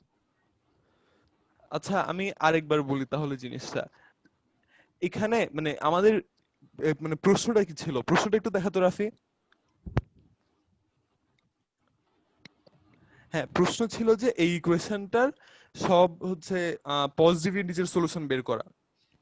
তো এখন পজিটিভ ইন্টিজার গুলোর মধ্যে সবচেয়ে ছোট একটা সলিউশন তো থাকতেই পারে। হ্যাঁ তো ওই সলিউশনটাকে আমরা ধরলাম হচ্ছে এবিসিডি, ঠিক আছে? তারপরে হচ্ছে মানে এবিসিডি হচ্ছে ইকুয়েশনটাকে স্যাটিসফাই করে, তার মানে হচ্ছে এ স্কোয়ার প্লাস বি স্কোয়ার 3 দিয়ে ডিভিজিবল। ওখান থেকে আসে হচ্ছে এ বি দুইটাই 3 দিয়ে ডিভিজিবল। ও আর এ যদি 3 দিয়ে ডিভিজিবল হয় তার মানে হচ্ছে এ ইকুয়ালস 3a1, তার মানে a1 a square equals 9a1 square. একইভাবে b ইকুয়ালস 3b1, ওখান থেকে আসে b square equals 9b1 square. তো ওটা যদি আমরা ইকুয়েশনটাতে বসাই তারপর 3 দিয়ে ভাগ করি তাহলে আসে হচ্ছে 3 divide c square plus d square, মানে c square plus d square হচ্ছে 3 দিয়ে বিভাজ্য। তো ওখান থেকে আসে হচ্ছে cd দুইটাই 3 দিয়ে বিভাজ্য, এন্ড ওখান থেকে আসে হচ্ছে এখানে লাস্ট লাইনটা যে a1 square plus b1 square equals 3 c1 square plus d1 square. তো এটা থেকে আমরা কি বুঝি, মানে আমরা ধরে নিছিলাম যে abcd হচ্ছে সবচেয়ে ছোট সলিউশনটা, কিন্তু আমরা এখন ওটার চেয়েও ছোট একটা সলিউশন পাইলাম। তো এটা তো একটা কন্ট্রাডিকশন চলে আসে। ওই কারণে আমরা বলতে পারি যে এমন কোনো ছোট সলিউশন নাই, তার মানে হচ্ছে কোনো মানে কোনো পজিটিভ ইন্টিজার সলিউশন অ্যাকচুয়ালি নাই। ভাইয়া ইনফিনিট ডিজাইনটা কি ইকুয়েশনের ক্ষেত্রেই হয় শুধু, আর কোনো জায়গায় ইউজ করা যায় না? অন্য জায়গায় ইউজ করা যেতে পারে। উদাহরণ মানে উদাহরণ আচ্ছা হচ্ছে যেমন ইনইকুয়ালিটিতে ইউজ করা যেতে পারে। ও আচ্ছা স্মলেস্ট সলিউশনের ফর্মাল ডেফিনিশন এটা হচ্ছে, এটা একটা ফর্মাল ডেফিনিশন দেওয়া যায় হচ্ছে যেই চারটা ভ্যারিয়েবল হচ্ছে মানে যেই চারটা ভ্যালু এই সলিউশনটাকে স্যাটিসফাই করে ওদের সামটা স্মলেস্ট। এটা এটা একটা এই স্মলেস্ট সলিউশনের ফর্মাল ডেফিনিশন হতে পারে। না ঠিক স্মলেস্ট অ্যাবসলিউট ভ্যালুজ না, মানে a plus b plus c plus d এই ভ্যালুটা সবচেয়ে ছোট এরকম সলিউশনটা।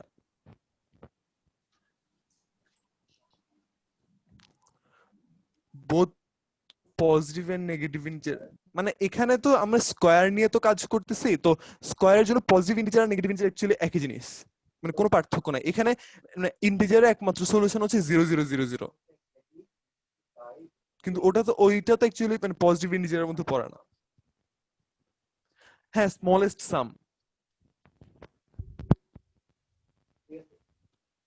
আচ্ছা কথা শুনছেন? না ভাই এখন ঠিক মতো বলা যাচ্ছে না।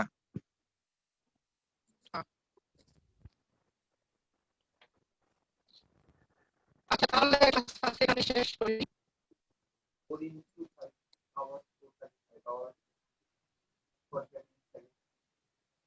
ভাইয়া তাহলে আজকের ক্লাস কি শেষ?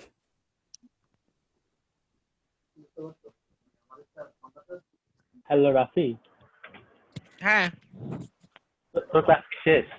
হ্যাঁ হ্যাঁ এখন কথা শোনা যাচ্ছে। এই তুই একটা প্রথমে একটা প্রবলেম দিছিলি না ওই যে ইনফাইনাইট চেস বোর্ডে?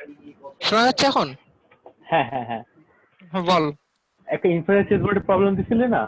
হ্যাঁ ওটা স্টেটমেন্ট আবার বলতো, মানে ওই যে সব পুরো বোর্ডে কি দেওয়া আছে? লাইক আবার বলতো। এর সলিউশনটা একবার বলো না। এটা প্রথমটা? হ্যাঁ, ইনফারেন্স চেসবোর্ডের প্রবলেমটা। আচ্ছা দেখাই দাঁড়া।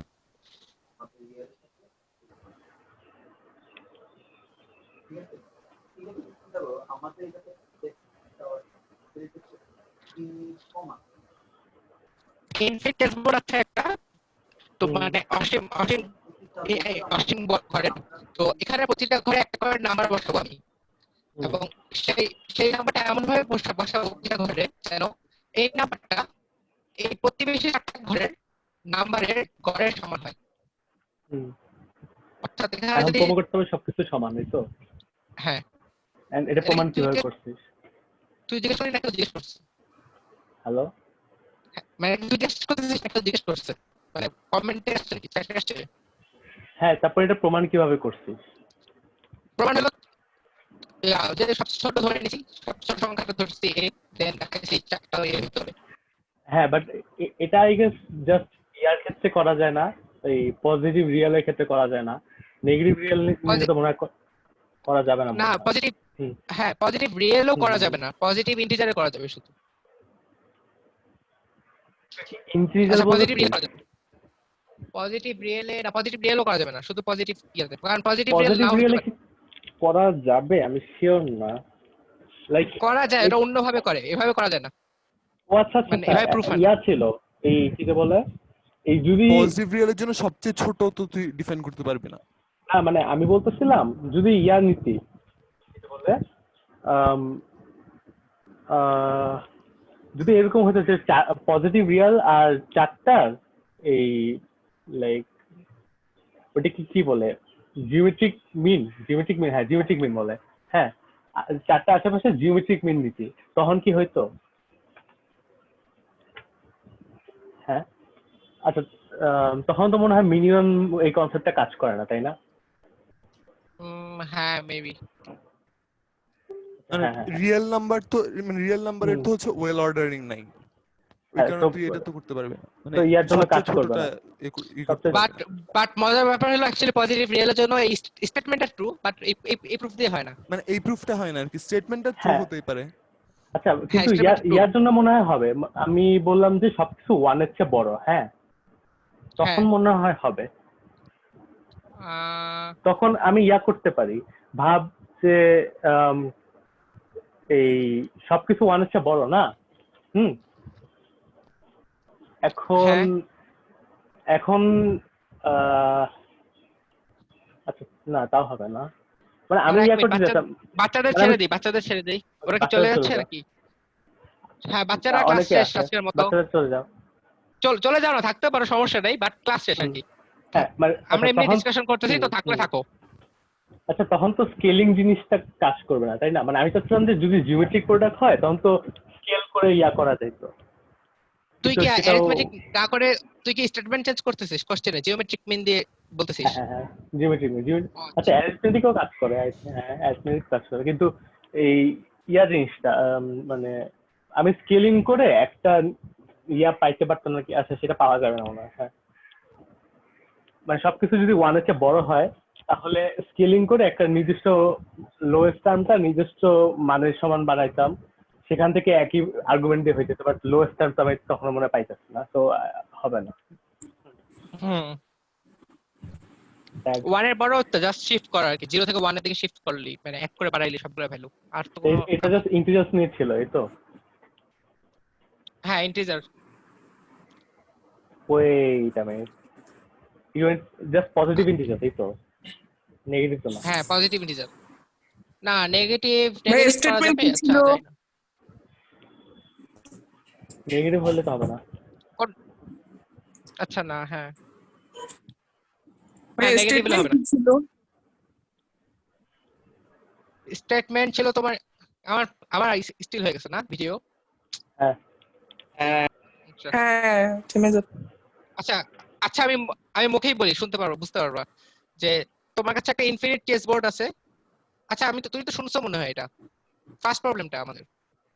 হ্যাঁ হ্যাঁ হ্যাঁ আমাদের ফার্স্ট ও প্রবলেমটা, আচ্ছা আচ্ছা আচ্ছা, হ্যাঁ শুনছি। ওইটাই আমরা জাস্ট ডিসকাস করতেছি এমনি। ডিসকাশন চলতেছে। আচ্ছা হ্যাঁ এমনি ভাই ক্লাস কি শেষ? রাইয়ান ক্লাস শেষ। হ্যাঁ ক্লাস শেষ। আচ্ছা অনলি ডিসকাশন। এটা ঠিক ডিসকাশন না, মানে হচ্ছে আমরা আলোচনা করতেছি যে ওটাকে মানে জেনারেলাইজ করা যায় নাকি ওই প্রবলেমকে। ম্যাথ ক্যাম্প কি ইয়া অতনু ভাইয়া? হ্যাঁ ম্যাথ ক্যাম্প আমি। ও আচ্ছা মানে আজকে আমি আছি কালকে অন্য কেউ থাকবে, এটাই তো নিয়ম। হ্যাঁ বুঝতে পারছি, মানে হোস্ট হয়ে আর কি, হোস্টের অ্যাকাউন্ট দিয়ে ঢুকছেন এই জন্য। হোস্ট বানাইলে কো-হোস্ট বানাইলে কি সেটা সবসময় থাকে? লাইক আমি ঢুকার পর দেখেছি আমি কো-হোস্ট। না আমি তোকে কো-হোস্ট বানাইছি। হোস্ট বানাই দিতে হয়, হ্যাঁ অতনু ভাই হয়তো বা বানাই দিছে আপনাকে। আর বানাইছি হচ্ছে কিভাবে? আমি বানানোর অপশন পাই না। হ্যাঁ তুই বানানোর অপশন খুঁজে পাস না, কারণ হচ্ছে এটা অ্যাকাউন্ট সেটিংস এ গিয়ে কো-হোস্ট অপশনটা এনেবল করতে হয়। আরে খোদা।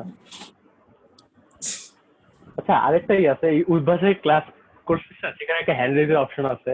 সেটা হ্যান্ড রেজটা মানে এই সামনাসামনি খুঁজে পাবো, সেটা আবার এই চ্যাটে গিয়ে ইয়াতে। আই হোপ মানে তাহলে জুমকে কিছু টাকা দিতে হবে আর কি। ওইটা শুনছি যে জুমকে মান্থলি কিছু দিয়ে নিজেদের মতো করে নিতে হয়। যেমন ওই যে কিউএনএ আছে, আমাদের তো কিউএনএ নাই। ও মানে ওই কাস্টমাইজেশনটা জুমকে টাকা দিয়ে ওদেরকে স্পেসিফাই করে বলা লাগে। হ্যাঁ, নিজেদের মতো করে নিতে হয়। যেমন ধরেন আপনি যদি স্ক্রিন শেয়ার দেন, আমরা ইচ্ছা মতো অ্যানোটেট করতে পারি। এটা একটা ঝামেলা। অ্যানোটেশন আমি অফ করে দিছি আজকে। ওটা চাইলে বন্ধ করে দিছে। দেন। আচ্ছা আচ্ছা আজকে অফ করে আমি দিছি। আমি আবার মাঝে মধ্যে অ্যানোটেশন খুঁজে পাই না যে অফ করব কিভাবে। আচ্ছা ভাইয়া আপনারা কি মানে পেমেন্ট করে কিনছেন জুম অ্যাকাউন্ট? এই আমাদের এত টাকা নাই ভাই, আমরা গরিব মানুষ ভাই। মানে 40 মিনিট পর পর এন্ড করে দেয় তো, নাকি অন্য কোনো সিস্টেমে বাড়ানো যায় সেটার জন্য? হ্যাঁ ভাই টাকা দিয়ে হ্যাক করছি। আমরা জুম হ্যাক করছি। আচ্ছা আজকে বিকালে ডিসকাশনটা কি নিয়ে হবে?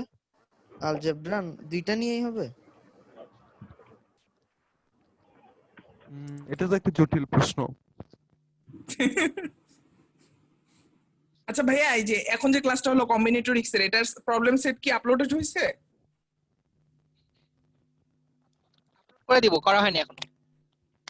ভিডিও পিন করে কিভাবে, মানে ওটার ভিডিওর পাশে একটা 3 ডট আসার কথা, ওখানে ক্লিক করে পিন করা যায়।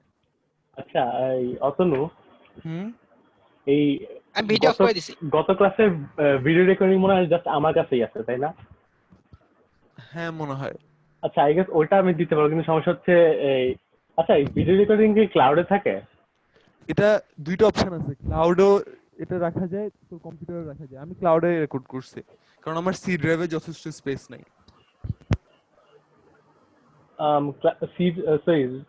যদি রেকর্ড করা, ও আচ্ছা যদি সি ড্রাইভে করে তাহলে একটা অপশন আছে যে এই ডকুমেন্টস বাই জুম বা এরকম একটা অপশন দেখা যায় তাই না? জুমের সেটিংস এ গিয়ে দেখো কই সেভ করে দেখা গেছে। হ্যাঁ এখন বন্ধ করে দিতে পারি। আমি রেকর্ড করতেছি বা কেন?